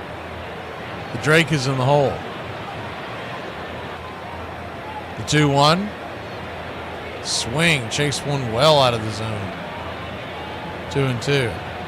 I'm Alcantara. I think I threw that one again. If he's going to swing at that, you might as well do it to it. 2-2 count. Swing, fouls away the 99. Riley's got to know that there's a good possibility he's going to see that sink inside again. But you can't really sit on that because he throws 99. The 2-2. Swing! That ball is hammered high. But not deep enough. Man, oh man, I thought he might have gotten that one. It dies at the warning track. He just got underneath it, and that'll end the inning. Braves go down in order. That was a loud out, just wasn't far enough. Do you know that insurance companies are warning campers that if your tent is stolen at night, you won't be covered? Do you ever think about what we just talked about, the home plate? You ever wondered where in the world did they come up with the idea of a plate? Well, if you do some research, it's kind of interesting. Before 1900, home plate was a 16-inch square. All the other bases are 15 square inches. It was just another base. They turned it so that one point of the base would be facing the pitcher, but that didn't seem to work. Over the years, believe it or not, they used a lot of things to be called home plate. At one time, back 1869, home plate was actually circular and 12 inches in diameter. And way back then, home plate was made of wood. Some of them were made of cast iron. Some were even made of marble, or, believe it or not, a plate. A real dinner plate. And that's why people call it the home plate. When you think about it, the Yankees have had phenomenal catchers in their history. Bill Dickey was the first of them. He really set the standard. During his career with the Yankees, Bill has caught 100 or more games in 13 consecutive seasons. He still, to this day, has the record for most games played by a Yankee catcher, 1,708 games. Dickey was a guy who could be counted on day after day, year after year. An 11-time All-Star, Dickey owns the second highest career batting average for a catcher. Bill Dickey fit perfectly into the Yankee slugging tradition. He totaled 202 homers. Dickey was a magnificent hitter, and his peak years from 36 to 39, each of those years he hit over 300. He hit more than 20 home runs. He had more than 100 RBIs. Derringer hooks one over to Dickey, and again the apple takes a ride as Dickey's smash travels into the deep right center field bleachers, and the Yankees lead 2-0. Gen Z is called the Christopher Columbus generation because they're out here thinking they're discovering. Welcome back.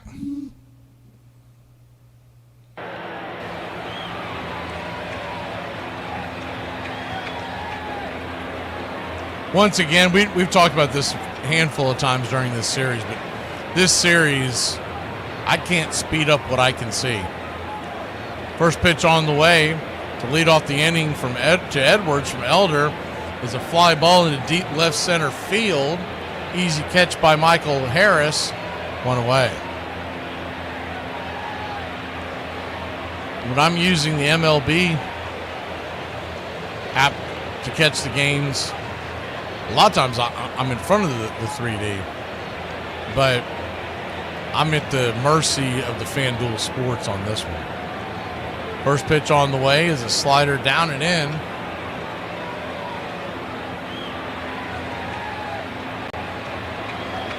It's 1-0. 1-0.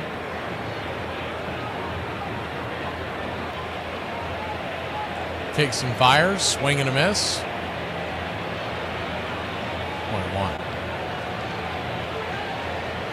1-1 count.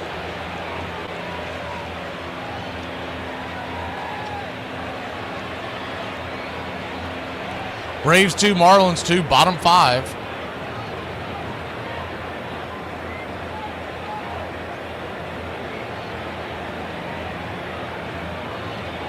One. Swing, hammers it down the line, and that is a fair ball.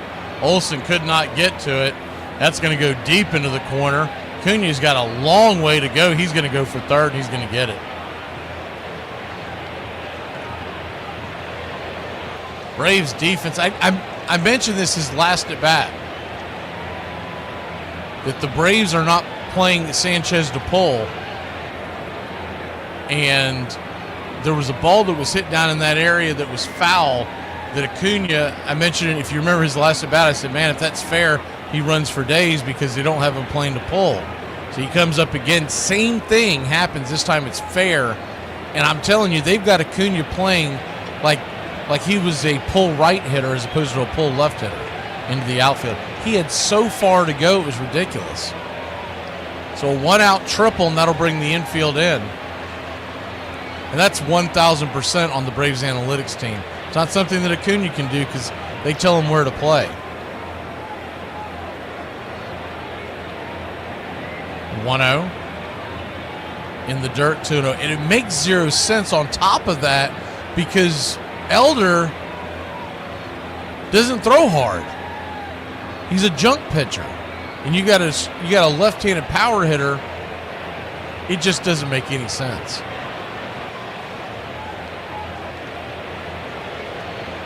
The 2-0 swing ripped up the middle, and that'll be the base hit. So you can put that entire run on the analytics department of the Atlanta Braves.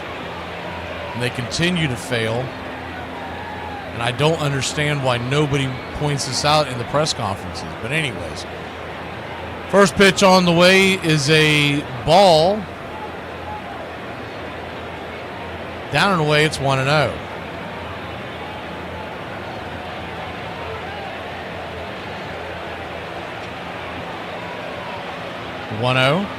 Swung on, chopped foul down the line, 1-1. 1-1 count.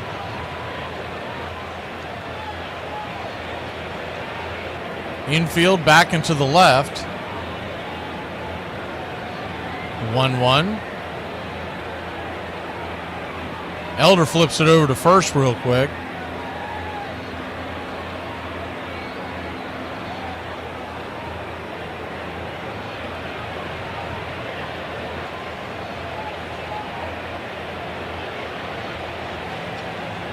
Elder at 77 pitches here in the 5th inning.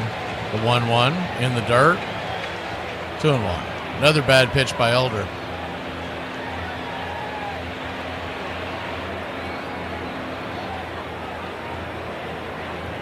Two-one count. In the middle of the order of the Marlins.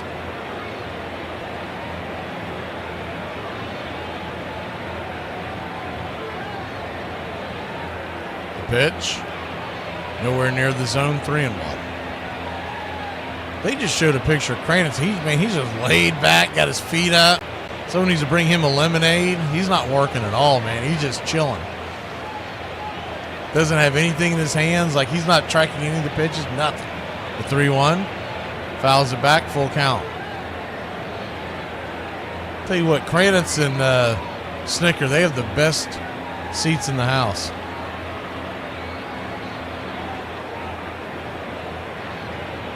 Full count.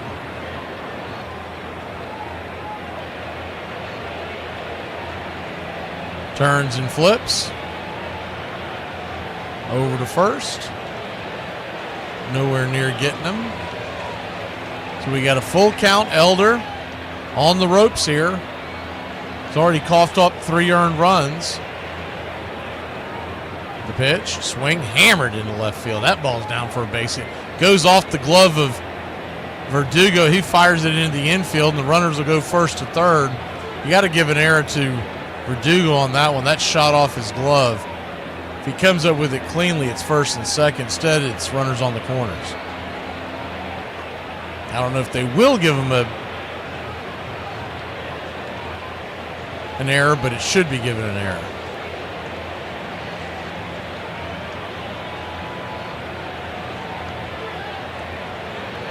I mean, that was wow. And somehow Eli White continues to not get starts every day. They have Eli on the bench, who's a much better defender. Let's be honest, Verdugo, he'll get a hit every once in a while, but he's nothing special. He's batting .244 now, but he's routinely every week hitting in the high 220s per week. That's something Eli can definitely do. And I'm not saying giving Eli the everyday start. What I'm saying is they should be platooning. It should be a straight platoon. It should not be Verdugo always hits during versus righties and Eli only gets the starts versus lefties. You're never going to get Eli in the game that way. Kranitz finally goes out there and talks to Elder. Stowers now the batter, who's already slammed a home run off of Elder. First pitch.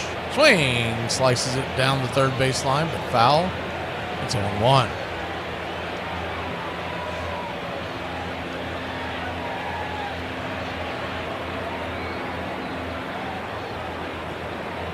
The 0-1.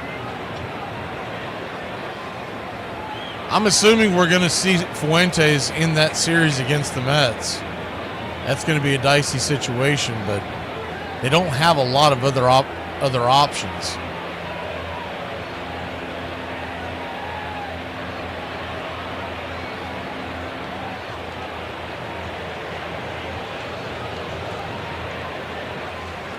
Oh, 0-1 count.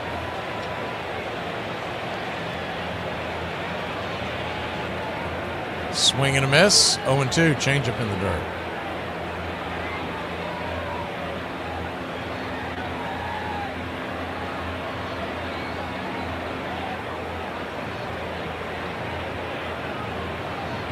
We don't see the Marlins again until August. As time is called by Stowers. So an 0-2 count.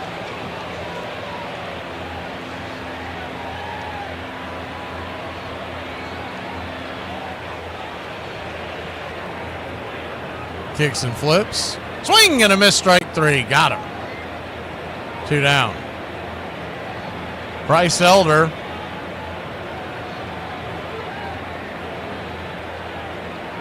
Just his 4th strikeout of the day. Remember, he got 2 pretty quickly.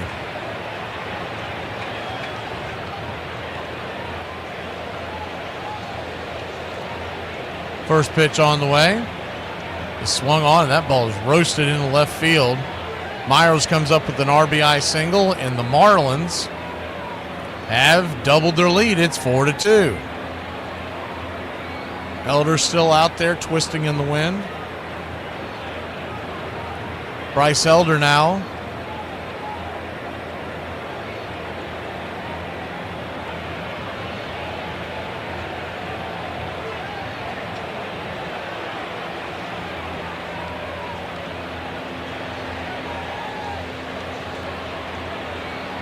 We got runners on the corners once again and 2 outs. Braves trail 4-2. Still in it, but Elder's got to get it together. First pitch on the way. 84 off the plate. Called for a wide strike. He needs that one. It's 0-1. Elder at 4 strikeouts, 4 earned runs. He's given up 9 hits. That's a lot of hits. In 4 2/3. The 0-1. High and out of the zone, 1-1.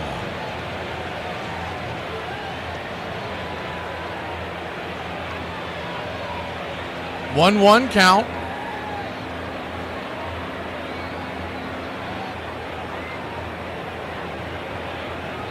Elder comes set. Brings it. Swing. Chops it over to first. But it'll be foul. It's 1-2. I think we figured out a way to get a quicker stream through a back door. So we should be aligned with what you are seeing on the screen. In fact, we might be a touch ahead. I'll try to get it caught up in the next inning. The 1-2 swing. Lifts it high down the left field line, giving chases Verdugo. He'll make the catch in foul territory, and that'll end in the inning. Braves trail 4-2. We grab the bats when we return. Who is Duffy? Duffy is my muse, and he also runs the cult that I'm in. Dad, how'd I do in my baseball game?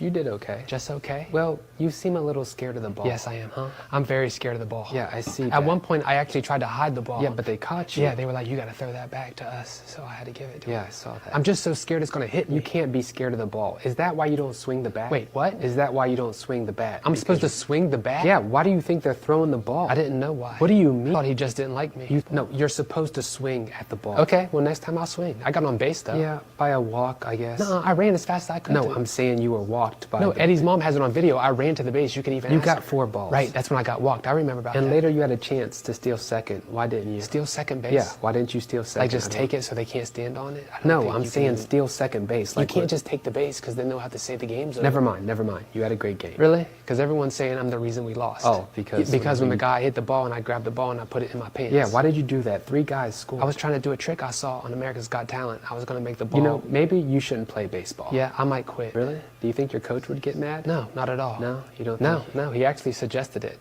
You play to win the game. The idea of going to the ballpark, say in 1900, was that the urban masses would get a taste of country pastoral air, that they would breathe in, that their lungs would expand by cheering. Baseball grew in the cities. It is an outgrowth of gambling, it's an outgrowth of crookedness, it's an outgrowth of drinking, it's a roistering, boisterous event. It is as wild as the Wild West.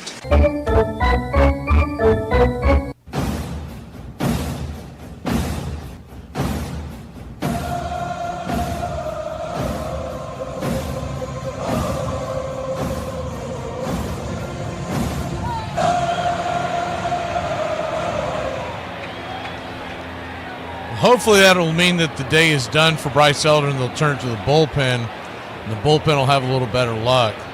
Elder has thrown 89 pitches, and I would hope they're not going to try to squeeze another inning out of him, because he'll be flirting with the top of the order the next time through. First pitch on the way to Ozuna is well off the plate, wide for a ball. It's 1-0. The 1-0. Swing, fouls it back. 1-1.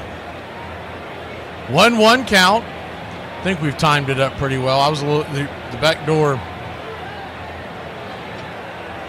view that I get now was actually a touch in front of what you're seeing on your screen, so I think we've timed it up pretty quickly. The 1-1's bang foul down the line. It's 1-2. Close enough.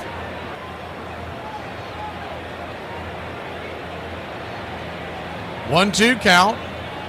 Ozuna takes his time out, a couple of practice swings. Alcantara cruising here in the top of the sixth. The 1-2 swing, chops it over to short. Easy 6-3 put out, one down.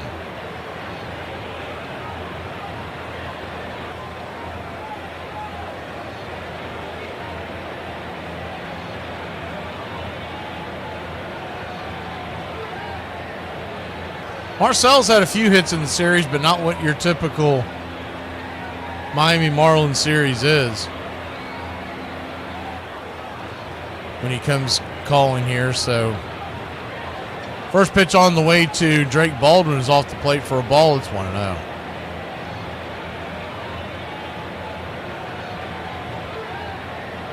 The 1-0 swing, slices it down the line. It's 1-1.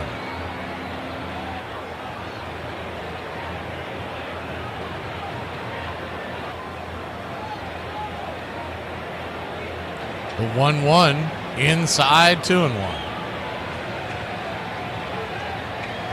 Really makes you wonder where this offense would be had Acuna not came back. I mean, he's hitting 400 right now. He is carrying this offense. The 2-1 count, outside wide, 3-1. Olson's had a decent year. Baldwin's contributing, but outside of that, it's really been hit or miss. These guys either get a little hot and then go really cold, or there's nothing. The 3-1 just grabs the outer edge, trying to draw that walk to get aboard. It's full count. Sinker's right there on the edge of the plate. Full count now to Baldwin. The 87th pitch from Alcantara. The pitch. Swing, slices it foul, chased 98 off the track. Just close enough as it was coming in that it looked like it.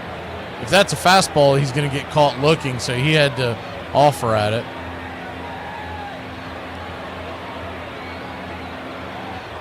The payoff pitch, swing, slaps it down the left field line, giving chase. Just goes out of play. Do it again.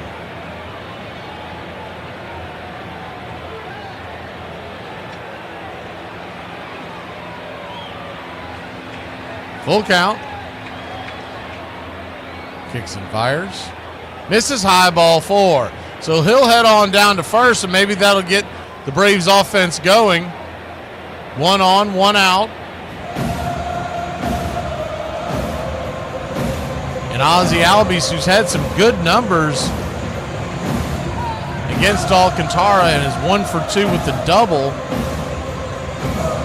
is now due up. First pitch, swing, hits it up the middle. That ball's going to skate through for a base hit. And Baldwin's going to go all the way to third. We've got runners on the corners with 1 out. Good piece of hitting by the Wiz, and the Braves have something cooking. I'm the Wiz, I'm the Wiz, I'm the Wiz. I'm the Wiz and nobody beats me.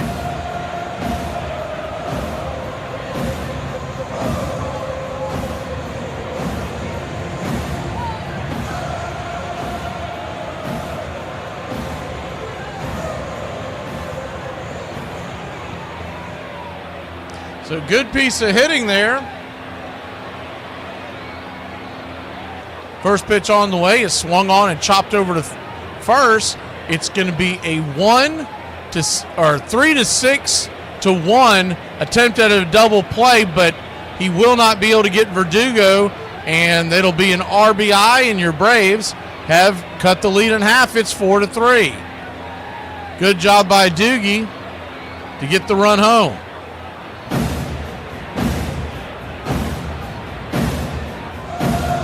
What's going on? Blood pressure's coming up. The pulse is getting stronger. Get the OR ready. We've got a live one going and we want him to stay that way. First pitch on the way to Michael Harris' second.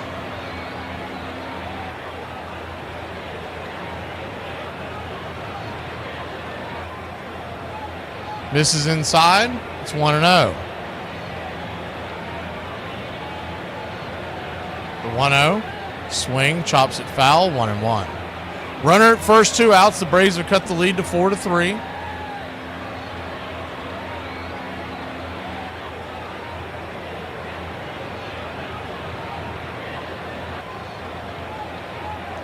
One-0 count.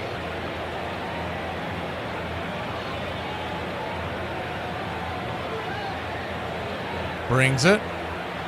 Slider misses high and out of the zone, 2-1. It's what they're calling it as a slider. It didn't slide, and if that's a slider, he might be losing some gas. The 2-1 pitch. Swing, chops it over towards first. Should be an easy 3-1. It is, and that'll end the inning. But not for your Atlanta Braves. Put one more on the board. We've cut it to 1. We head to the bottom of 6. Y'all skinny fellas better enjoy y'all's hot boy summer, because in a couple months it's going to be fat boy fall, and these women don't want to cuddle up with a TV remote. We will be perfect in every aspect of the game. You drop a pass, you run a mile. You miss a blocking assignment, you run a mile. You fumble the football, and I will break my foot off in your hind parts. And then you will run a mile. Number 5. Mickey Cochran was a fine all-around catcher. He was known as a splendid receiver, strong-armed, and extremely tough. Not only is Mickey a grand backstop, but Connie Mack has him up here near the head of the batting order because Mickey is one of the most scientific hitters on the club. Cochran could hit, Cochran could run, and he could do both well enough to hit third in the batting order, which was without precedent at that time. Number 3, Mickey Cochran, the hittingest catcher in baseball. A career batting average of .320 and a career on-base percentage of .419. Each of those figures is the highest in the history of baseball for anybody who's caught 1,000 or more games in their career. Mickey was a Hall of Famer, a 2-time MVP, and a winner. An inspirational leader, he sparked the Philadelphia A's and the Detroit Tigers to pennants. He was the driving force in 3 Philadelphia Athletic pennant winners, 29, 30, 31. Then he went to the Tigers and led them to 2 pennants as their player manager in 1934-35. Here's the base hit by Mickey Cochran that knocked in the winning run in the 6th game and gave the Tigers the World Championship. So from 1929 to 35, he led teams to 5 World Series. Unfortunately, after just 13 seasons, Mickey's playing days came to an abrupt end. He was accidentally hit in the head at Yankee Stadium, and that ended his career. But while he was in the prime of that career, there were none better behind the plate than Cochran. I heard that corduroy pillows are trending. They're really making headlines. Welcome back.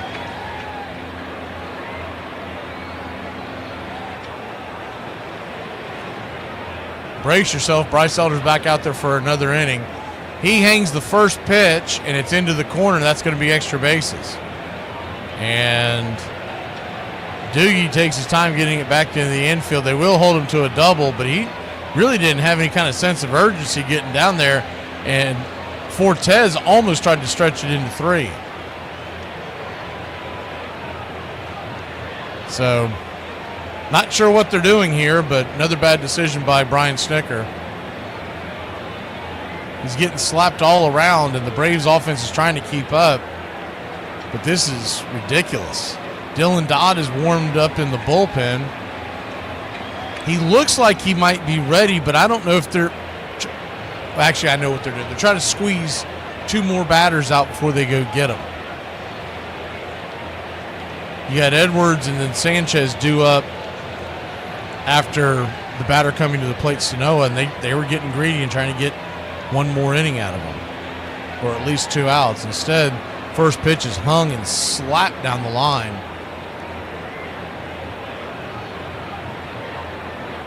Drake went out there to talk to Elder, but that's really just a stall tactic to get Dylan Dodd ready. Kranitz is making his way to the front of the steps as the first pitch. He's sinker in the dirt, 1-0. I mean, he's on fumes. This is not on Elder. This is on the management. He is on absolute fumes. He just threw that pitch and put his hands on his knees.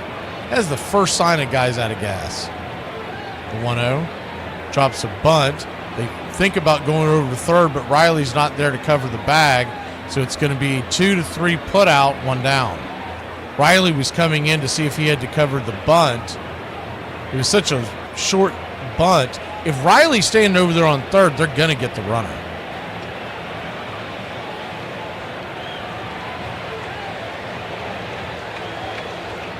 Unbelievable. Here comes Snitker. He comes strolling out. Man, he don't want to chase wins, does he? We'll be back in a flash here on Braves Country. Braves trail 4-3.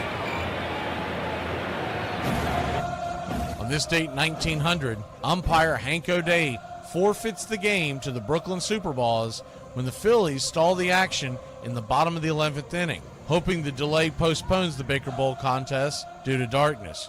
Brooklyn had scored 7 runs in the top of the frame to pull ahead in the slugfest 20-13. On this date, 1913, the Chicago White Sox post their 1,000th victory in just the 13-year history of the franchise when they beat the St. Louis Browns 2-0. Big Ed Walsh tosses a complete game shutout. Shane Collins driving in both runs in the Comiskey Park contest in the nightcap of a doubleheader sweep.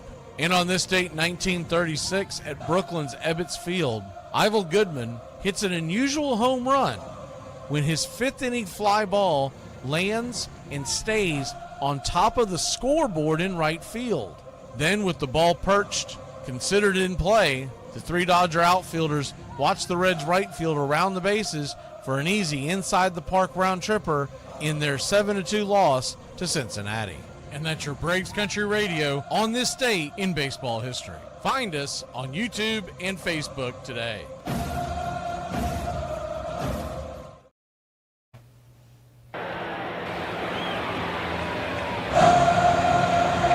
Welcome back.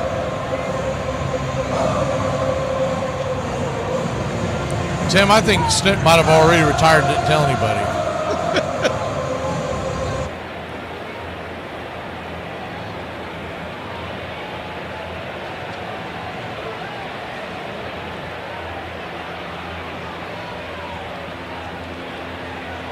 Braves trail 4-3. They left Elder in, and he has put a runner at third with 1 out.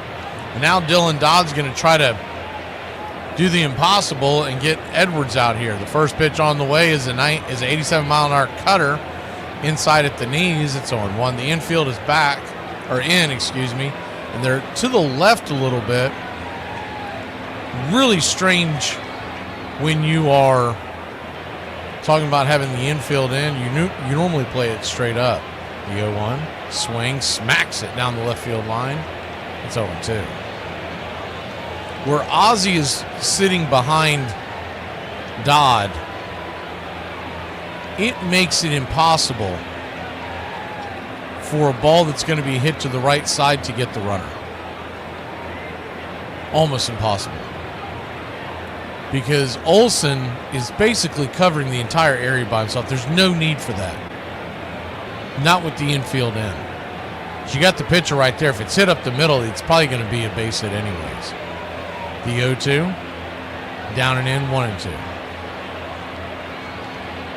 A hard hit ball that is smoked up the middle that Dodd can't get to, it's going to get past Ozzie.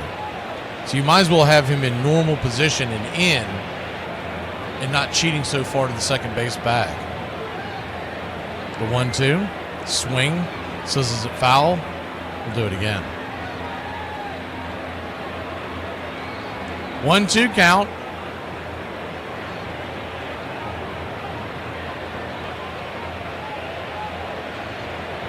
They were doing that the other night, and I don't understand the advantage to it. And the other night they did it, and the ball was hit past Ozzie to his left because he was too far over to the second base bag. Pitch goes down and in. It's 2-2. So a 2-2 to Edwards.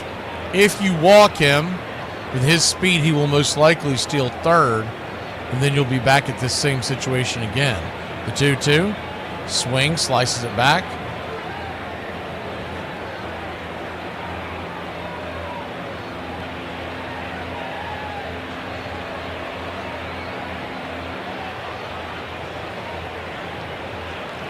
2-2 count. The only way this makes any sense is if you don't throw him anything outside. And that was a fastball way outside the zone. 94. Pitch out territory. So you got a full count now.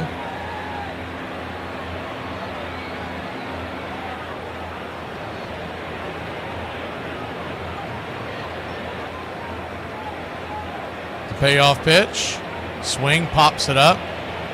Coming in, and that ball's going to drop. So down for a base hit. And it's 5-3 Marlins.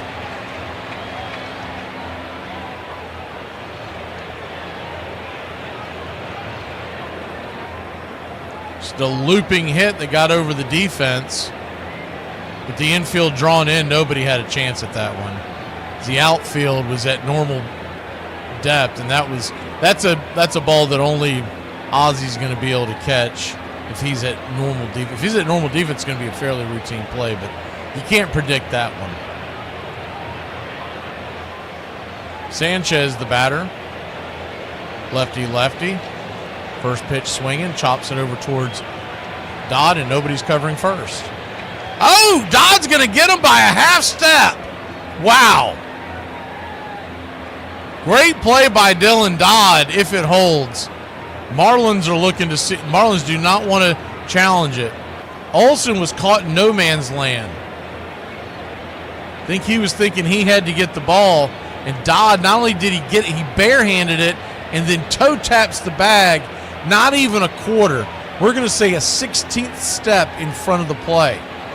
The runner at first does move down to second, but there are now 2 outs. That is a huge play by Dodd. If we come back to win this, circle that play. I mean, it is as his spikes are touching the bag, and his foot starts to bend down. That's when the spikes of the Marlins runner Sanchez hits the bag. It was that close. 1-0. Down and in. 2-0.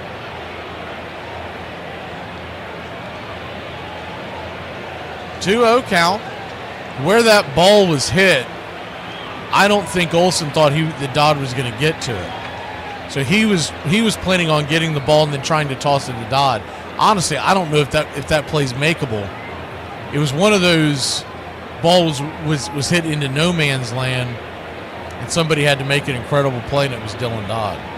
Now, I'm not going to blame Olsen on that, because where that ball was rolling to, if you let it go and you just stand at first and Dodd doesn't get to it, you're going to look like a dope. The 2-1 swing, lifts it high and deep into left field. Verdugo back on the track, makes the catch, and that'll end the inning. So the Braves trail 5-3. It could be a lot worse with leaving Elder in like they did. We'll be back in a flash. Hey, I know y'all heard of fear of missing out, but I think I have the exact opposite. I call it fear of being included. Oh, I could never take that long to do my makeup. I just do my makeup in 10 minutes and I go. I know, Karen. I know. I can tell. So, Dad, you've been married for a while. What are the secrets? You need to learn to read the signs. The signs? Yeah. Women have 5 deadly terms they use. Deadly terms. Number 1, fine. It's not fine. She's basically just ending the argument. She thinks she's won, and you might as well move on from that. Okay. Number 2, nothing. That definitely means something. No one knows what it is, but just be afraid. All right. Number 3, go ahead. Yeah, don't do that. She's not giving you permission. She's basically daring you to do it. Don't do it. Number 4, whatever. That's basically a woman's way of saying screw you. Number 5, that's okay. Yeah, it's not okay, and if you do it, you're going to pay later. So, okay. You know what I mean? I'll keep those in mind then. So. Hey, wait a minute. A bonus word. Wow. That's not a compliment like I first thought. That's actually her way of saying she didn't realize that someone could be so stupid. Just outside the old Huntington Avenue ballpark, home of the Boston Pilgrims of the New American League, stood the Third Base Saloon, so called because it was the fans' last stop on the way home. Its owner was the bartender, Mike McGreevy, known as Nuff Said. because he was the final arbiter of all barroom disputes. His customers, Irish immigrants mostly, called themselves the Royal Rooters and considered themselves the most loyal of all Boston fans, though their loyalty was actually comparatively new. They had been National League fans until the National Leaguers raised ticket prices 2 years earlier. Welcome back. Atlanta Braves.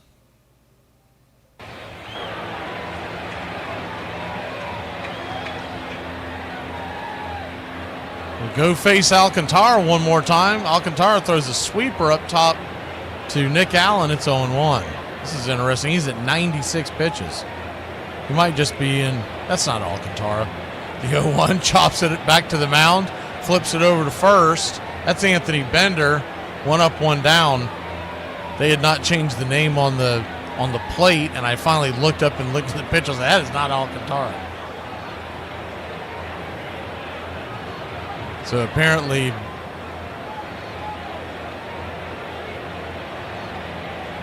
FanDuel screws up no matter where you are.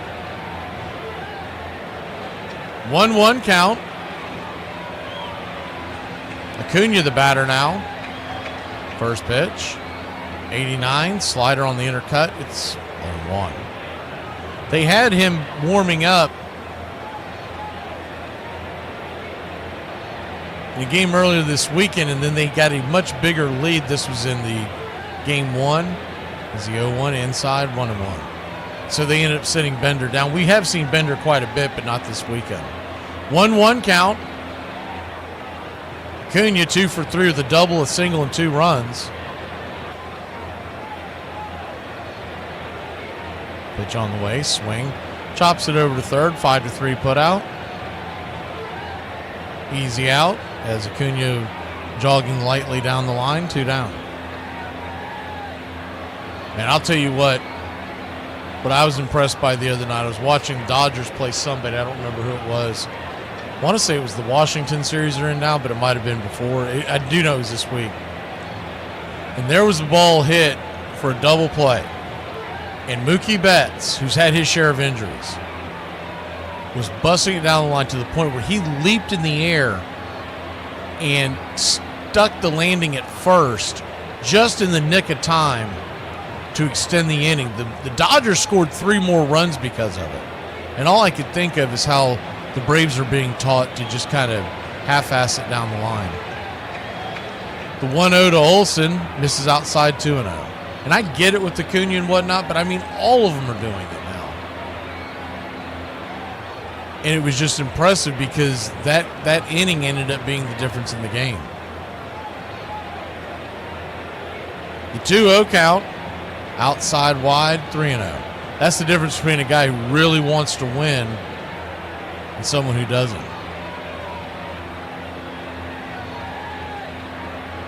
Austin Riley stands on deck, but there are already 2 outs here in the 7th.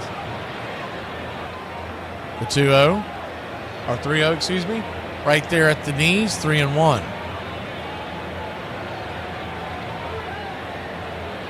Three-1 count.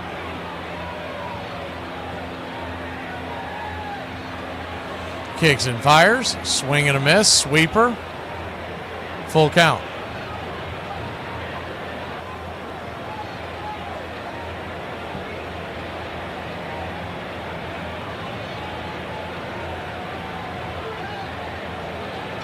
Full count. Righty, lefty. The payoff pitch to Olsen in the dirt, ball 4. So he'll draw a walk and head on down to first, and that will bring the tying run to the plate in the form of Austin Riley. So good at bat by Olsen.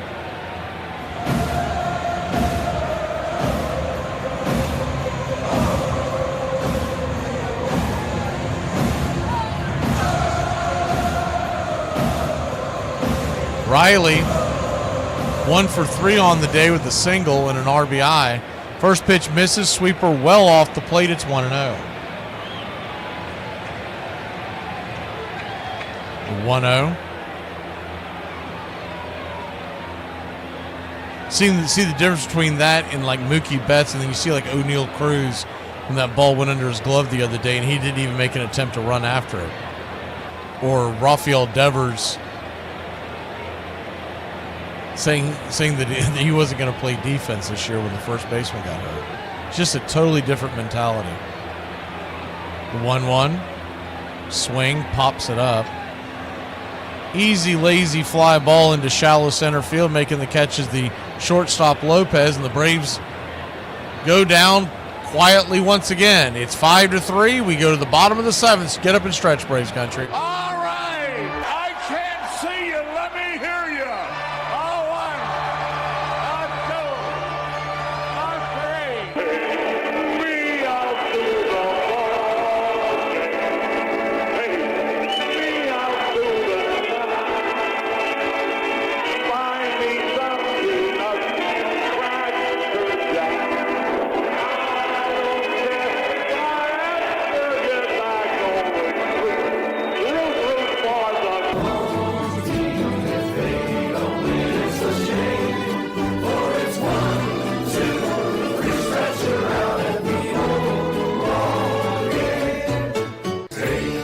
out to the ball game. Hey, me out to the side. Find me something up and crack Jack.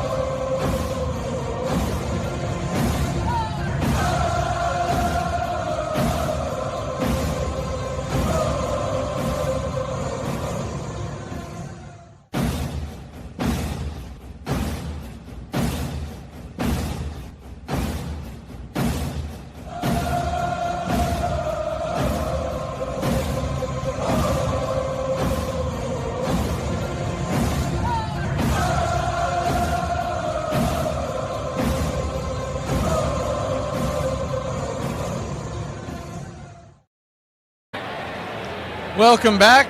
Dylan Dodd is going to go back out there for the 8th inning, or the bottom of the 7th, excuse me. See if we can ruin their Sunday here in Miami as the Braves trail 5-3. We still have 2 more innings of offense left.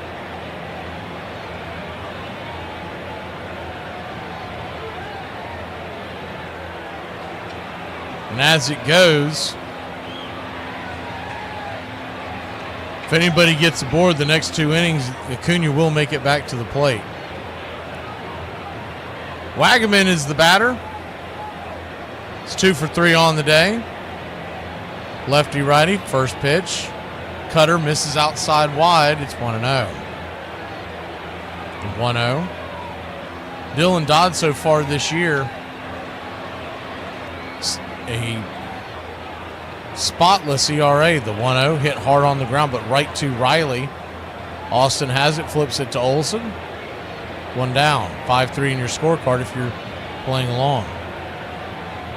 5-1 Seattle and Chicago. 5-3 Milwaukee in Minnesota. And the Reds lead the Redbirds 3-1 in the 5th. Phillies and Mets play tonight. Braves are 10 behind both of them. First pitch on the way is inside. Cutter misses. It's 1-0. Mets hit 7 home runs last night against the Phillies, ended their 7-game losing streak. 1-0. Swing, belted. Down the right field line, foul and out of play. It's 1-0.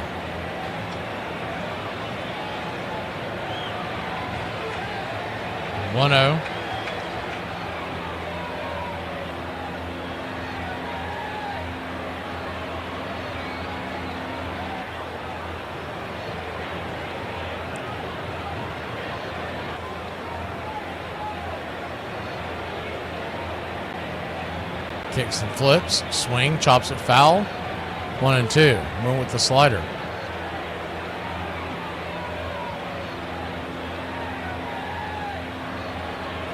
Looks like Austin Cox, the left-hander, is warming up in the pen.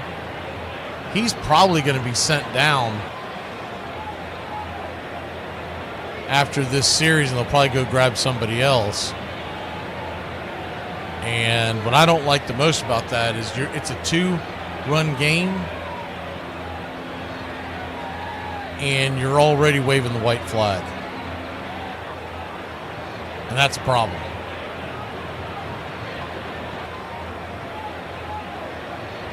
Dylan Dodd has yet to give up a run since he's come up for the Mariners. I'll tell you what, he looks a lot better. But I don't know enough about Austin Cox. But if he was that good, he would have already been up here, right? I think Dylan Dodd's up here for the long haul. As a reliever, I do think the ship has sailed on him being a starter, and that's fine because we need relievers as much as we need starters. You're not missing any action. Drake is having an issue with his pitch comm, and the bat boy who brought out the first one, I guess that one didn't work, and so he had to go get a second one. Wouldn't you bring 3 or 4 of them with you? Good God. And that bat boy of the Braves, I don't know if he's local, 'cause I've never seen him before, but oof. He's never known the word enough, I'll tell you that. First pitch on the way.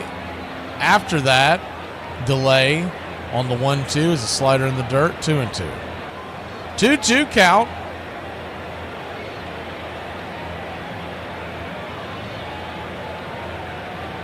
That's correct, Truth. Cox is in the bullpen. Like I said, the 2-2. Slice foul, we'll do it again.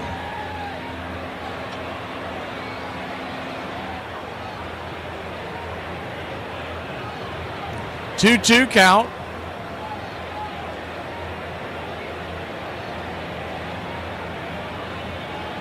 Swing, chops it foul. We'll do it again. Now there was no tomahawk chop in the 70s for the Braves, Charlie. That came about in the late 80s, early 90s.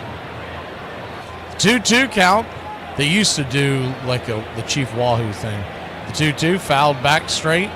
We'll do it again. That whole thing that came about with the Braves doing the chop, that all began with the sound involved.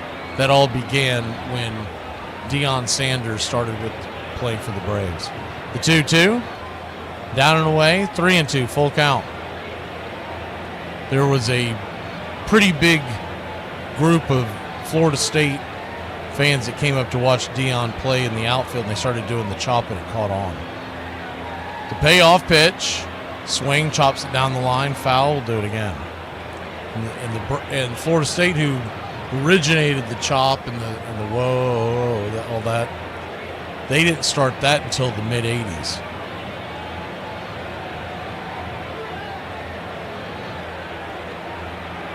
Payoff pitch. Way outside wide. Ball 4. So he'll head on down to first.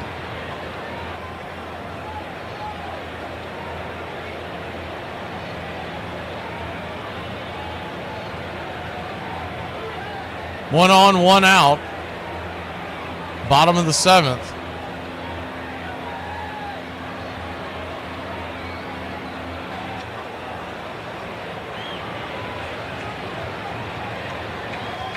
First pitch is a 94-mile-an-hour fastball. It hit the zone, but a missed call by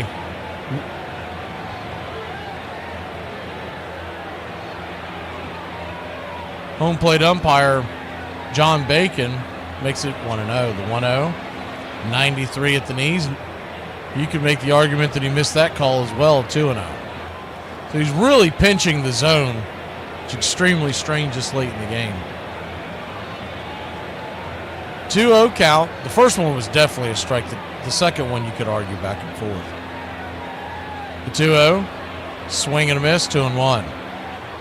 Dane Myers, 4 home runs on the year, batting .322. He was their number 9 hitter last night. I can't imagine having a number 9 hitter this late in the season batting .322, but that's where they had him. The 2-1, swing and a miss, 2-2.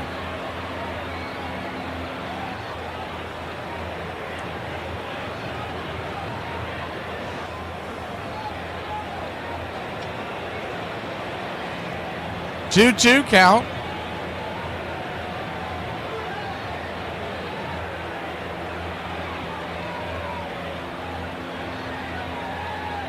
Pitch on the way. Swing and a miss. Strike 3. Got him. Just out in front of the slider. 2 down.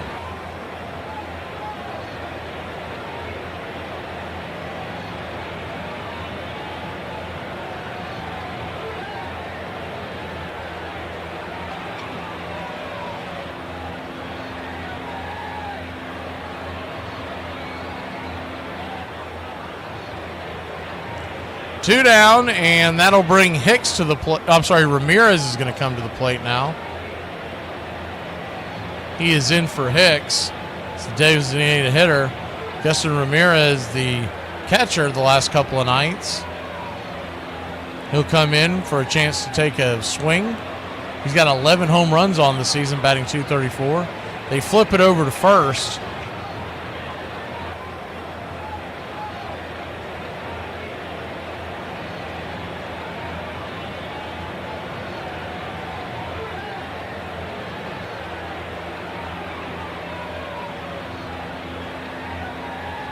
Pitch on the way. 87 cutter right down the pipe. It's 0-1.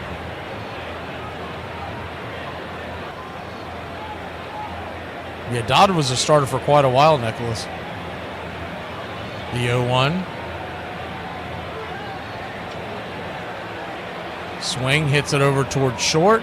Allen's got it, flips it to second, and that'll end the inning.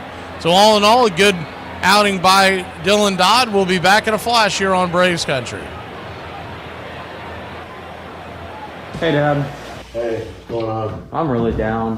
Why is that? About the doctor's diagnosis? Yeah, 6 months left. I mean, it's not much. Yeah, I know. Hey, I know. Get married.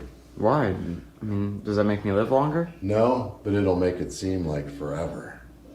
I think we really need to be in front of a television set. You take TV out of this relationship, it is just torture. Man, the way that so many of y'all get on this app every single day and clock in, punching your time card like it is your duty to comment on every single video that you come across, just looking for an argument, just begging everybody, please argue with me. You just need somebody to talk to, huh? I mean, is that it? What's going on at home, babe? I'm not offering. Don't call me. Circling back to the therapy option, let's start there. You need help. This behavior isn't normal. Let's take a break from the tic-tac videos and unpack those mommy issues. They're talking good about you. You want to read that Twitter machine, man. Everybody's getting on that Twitter machine. You want to read it. My Twitter machine is turned off. On October 1st, 1903, Nuffset and his Royal Rooters were among the first to pass through the turnstiles to see the Boston Pilgrims take on the Pittsburgh Pirates in the very first championship series between the two leagues. It would be a best-of-9 game contest.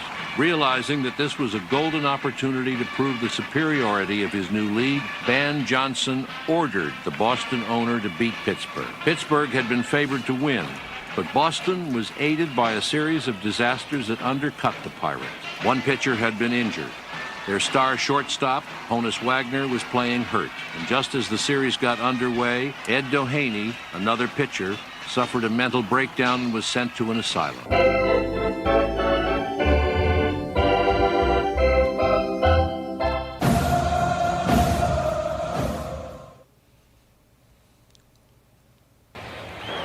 Marcell Ozuna leads us off. First pitch on the way. 94 sinker. It's 0-1.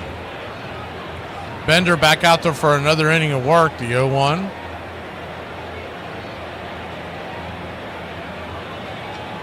Brings it.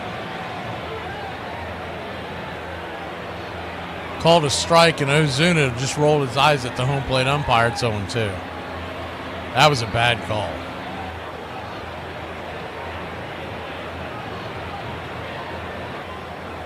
Oh, 2 count. One thing Ozuna can't do, like he did earlier today and several times this year, is take that strike 3. The 0-2, that ball almost hits him. Man, he should have stuck his leg out there. That was his Bender. He would have gotten a free base. Instead, he got out of the way, and he's down 1-2. I know it's easier said than done. Your instinct is to get out of the way.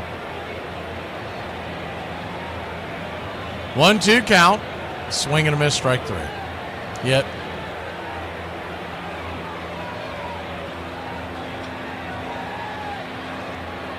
Should have stuck that chicken leg out there and get it hit and head on down to first. They could have pinch ran for him.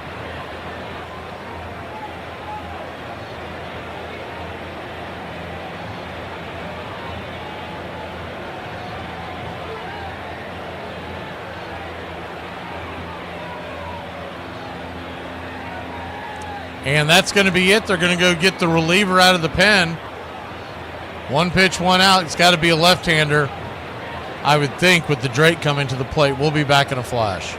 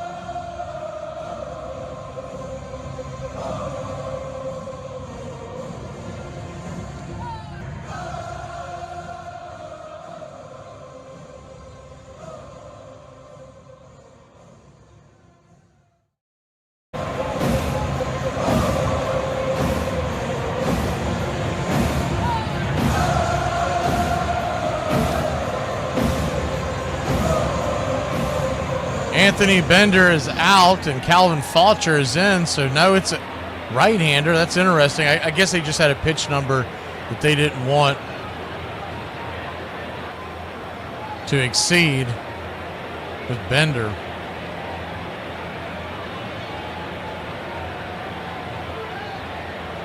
Calvin Fulcher, the right-hander, set to face the Drake. Drake Baldwin, swing and a miss on the first pitch. It's 0-1. Four-seam fastball up about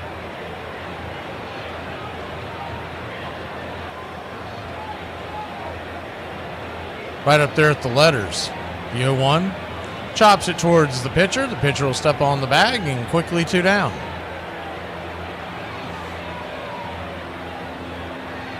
The idea that you could sweep the Mets and then struggle to win the series against the Marlins, it just really concerns you for how long Chris Sale is going to be out, because that was the one pitcher that we knew in the last month and a half or so that when he goes out there, he's going to spin a gem. Ozzie Albies is the batter. First pitch on the way, off the plate. It's 1-0. Ball rolls to the backstop.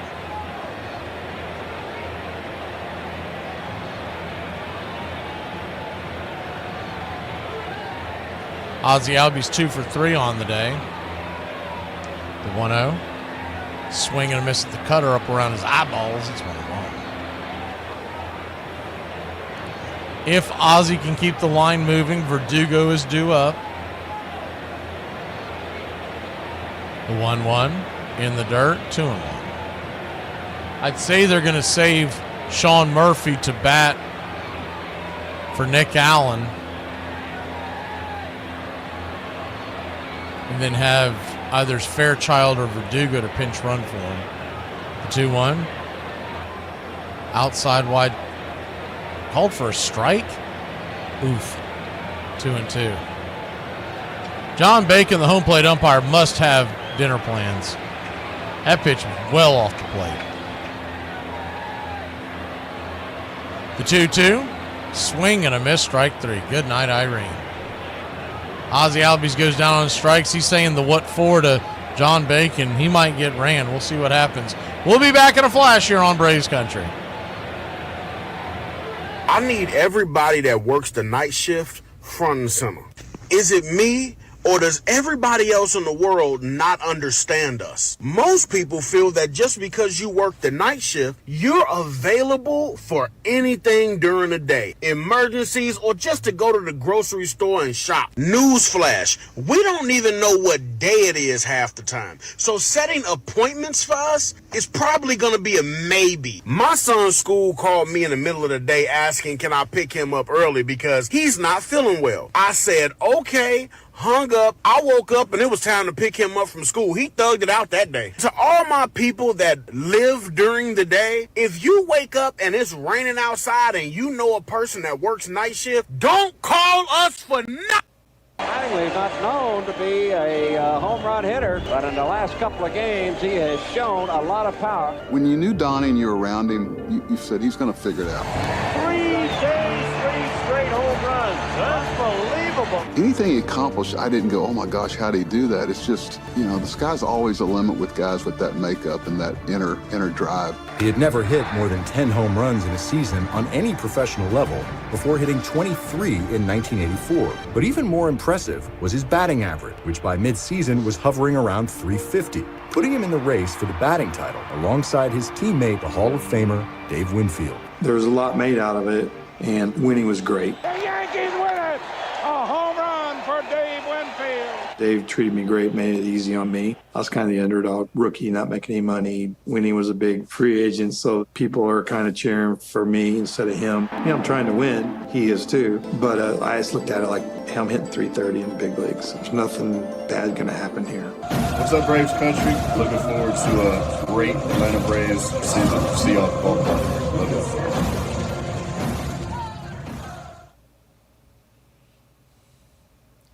Welcome back. Austin Cox is going to be the pitcher.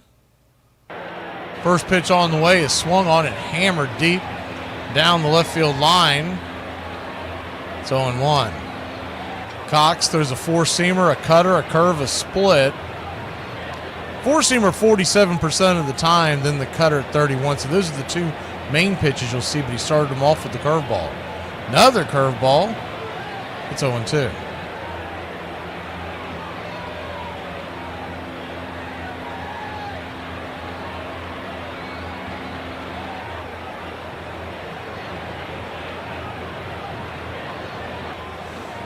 The 0-2.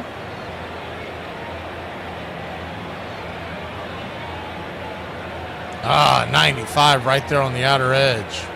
1-2. Good pitch. It just missed the zone. 1-2 count. In the dirt. 2-2.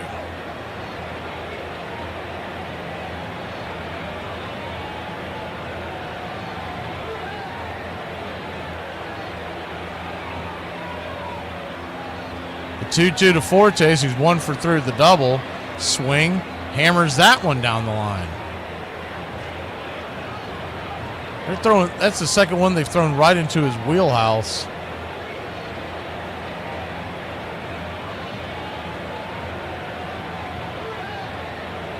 Fortes with 2 home runs and 9 RBI on the year. The 2-2. Swing, pops it back foul. We'll do it again.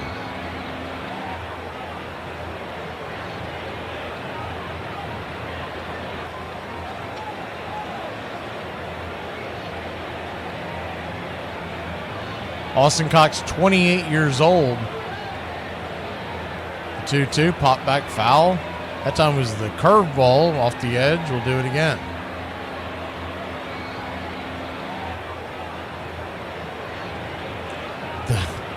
The Miami Marlins FanDuel, whoever's doing the production, they haven't gotten one of his pitches right yet as far as the type. The 2-2, fouls it back. Every time he throws a curveball, they call it a splitter.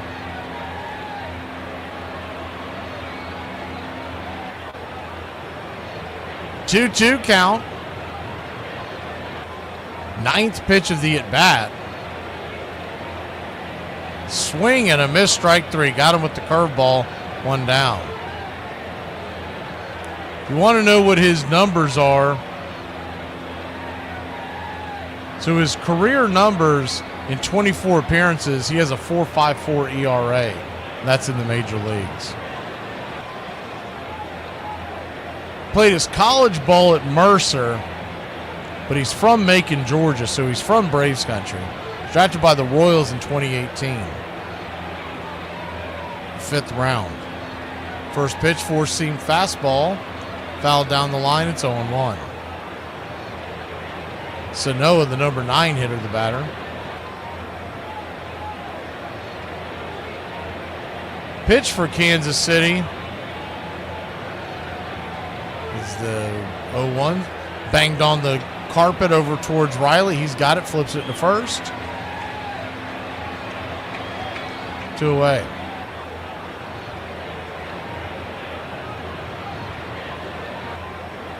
In 2023, he pitched in 24 games with the Kansas City Royals. That's where he got his 4.54 ERA.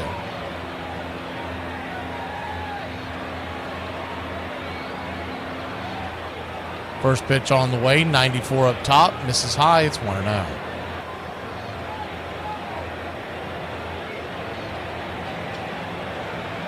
One 0 count.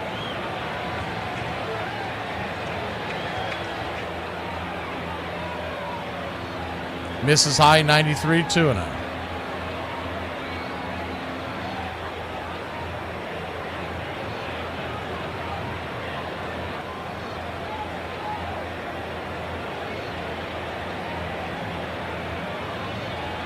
The 2-0. Swing.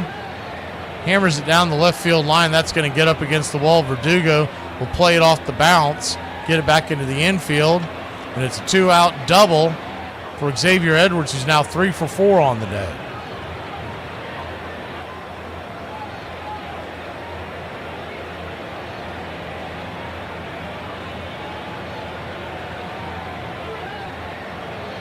As far as Austin Cox is concerned, the Braves signed him as a free agent back in May after the Kansas City Royals released him.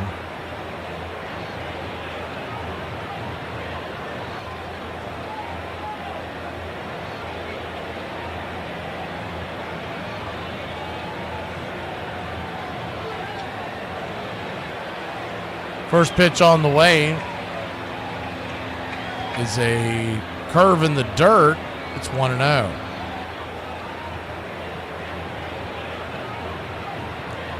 Pinch hitter on for what would have been Sanchez. It's Norby, who's the infielder yesterday. Lefty-righty matchup. Pitch down and in, 2-0.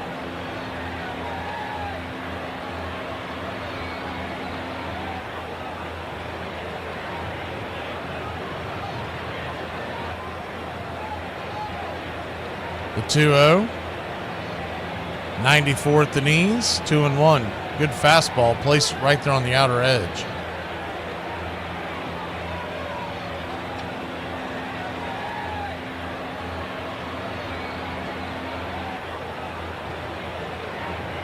The 2-1 pitch, swing, chops it foul back, just got a piece of it, 2-2.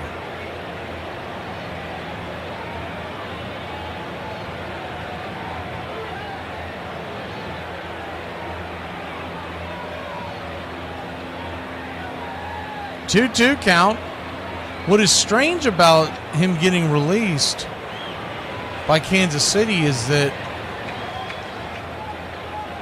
he had a 3.55 ERA in the minors this year. The 2-2 caught, looking, strike three, 95 right there on the inner track, and that'll end the inning. So a pretty good outing by Austin Cox as well. We'll be back in a flash. The Braves trail by 2, one last chance.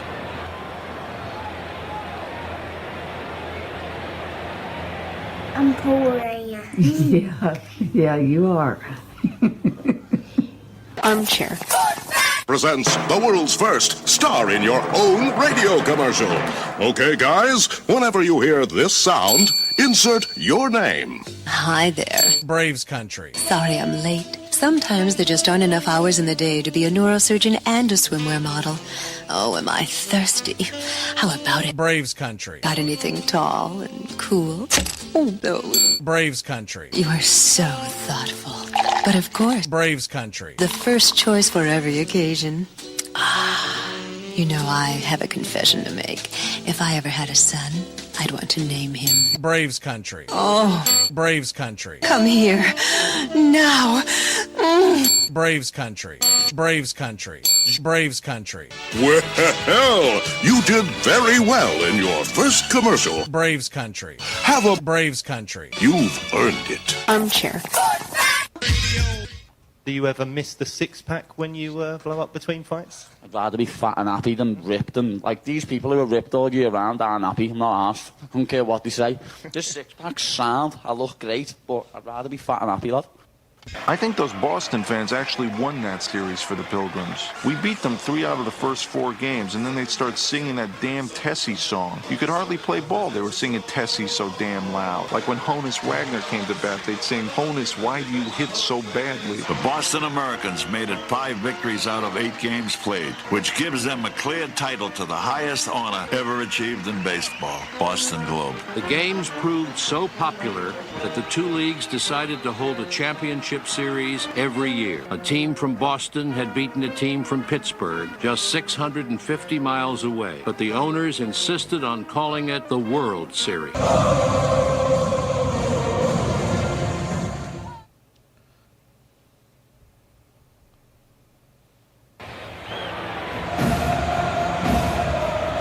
Ronnie Henriquez, we saw earlier in this series, comes on. Young fireballer. First pitch on the way is down and in. 90-mile-an-hour slider to Verdugo. It's 1-0. 1-0. Slider right across the chest. 1-1.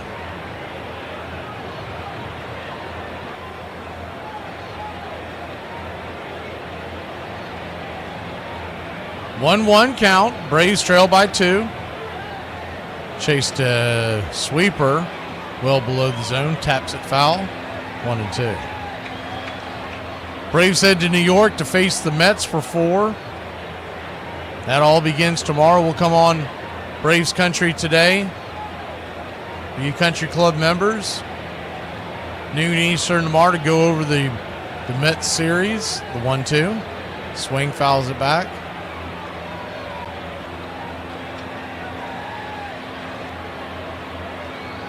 Enriquez really, he's kind of a kitchen sink back end guy. You don't normally see a guy throw 4 pitches pretty much straight down the middle. Is the 1-2.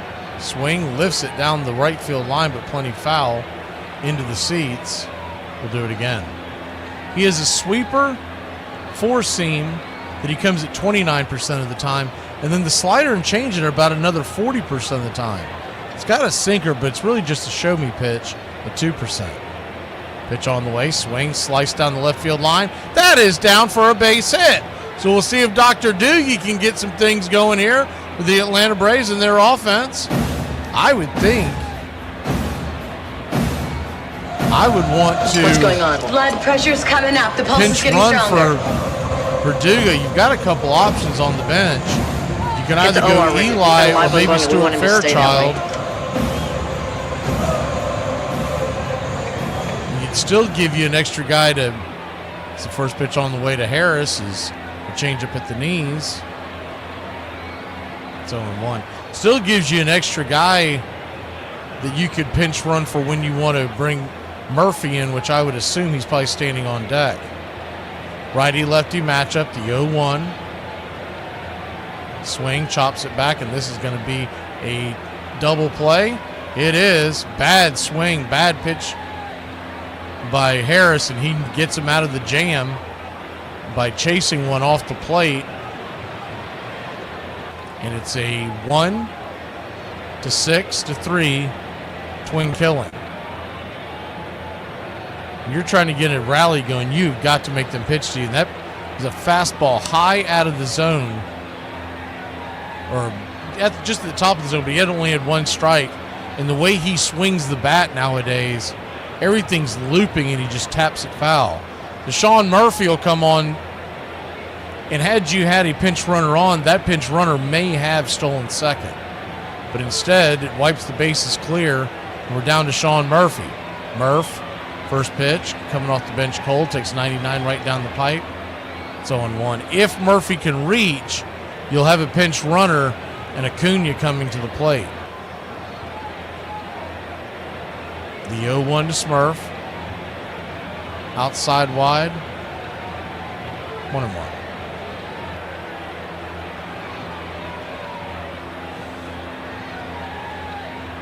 One count. Pitch, swing, chops it off his instep. And the Braves are down to their last strike. If you can just get aboard, you never know what Acuna may be able to do.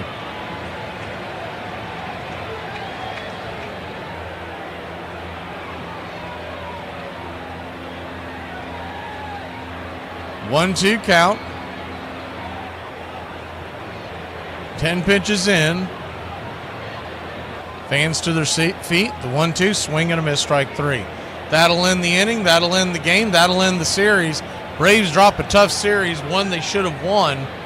They do get the middle one, but the Braves lose 5-3, and it's back to the drawing board. All that momentum from that sweep against the Mets is gone, and we've got to head to New York on a 4-game tilt.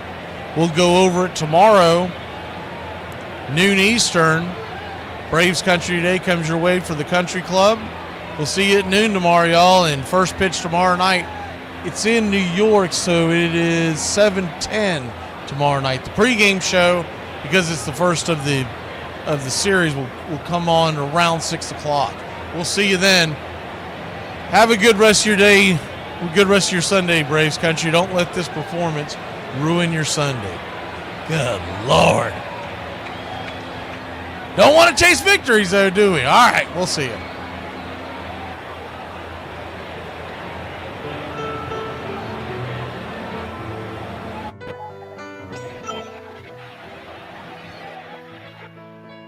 Casey at the Bat by Ernest Lawrence Thayer.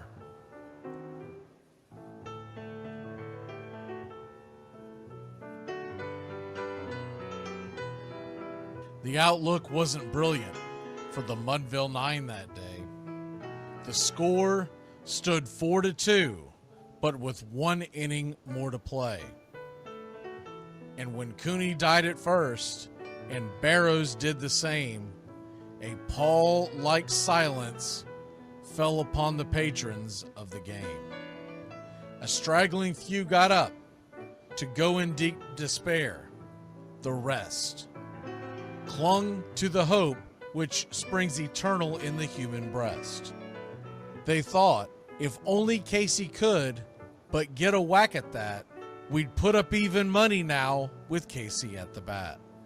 But Flynn preceded Casey, as did Jimmy Blake, and the former was a hoodoo while the latter was a cake. So upon that stricken multitude grim, melancholy sat, for there seemed but little chance of Casey getting to the bat. But Flynn let drive a single, to the wonderment of all, and Blake, the much despised, tore the cover off the ball. And when the dust had lifted and men saw what had occurred, there was Jimmy safe at second and Flynn a hugging third. Then from 5,000 throats and more rose a lusty yell. It rumbled through the valley, it rattled in the dell. It pounded on the mountain and recoiled upon the flat, for Casey, mighty Casey, was advancing to the bat. There was ease in Casey's manner as he stepped into his place. There was pride in Casey's bearing, and a smile lit Casey's face. And when responding to the cheers, he lightly doffed his hat. No stranger in the crowd could doubt 'twas Casey at the bat. 10,000 eyes were on him as he rubbed his hands with dirt. 5,000 tongues applauded when he wiped them on his shirt. Then while the writhing pitcher ground the ball into his hip, defiance flashed in Casey's eye, a sneer curled Casey's lip.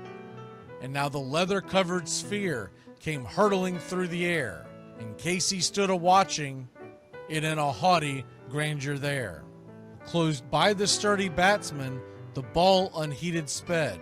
That ain't my style, said Casey. Strike one, the umpire said.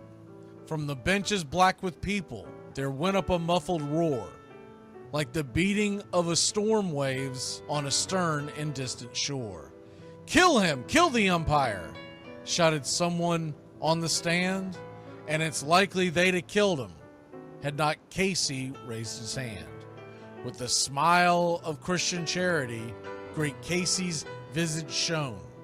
He stilled the rising tumult, he bade the game go on. He signaled to the pitcher, and once more the dun sphere flew. But Casey ignored it, and the umpire said, "Strike two!" "Fraud!" cried the maddened thousands, and echoed answered, "Fraud!" But one scornful look from Casey, and the audience was awed. They saw his face grow stern and cold. They saw his muscles strain.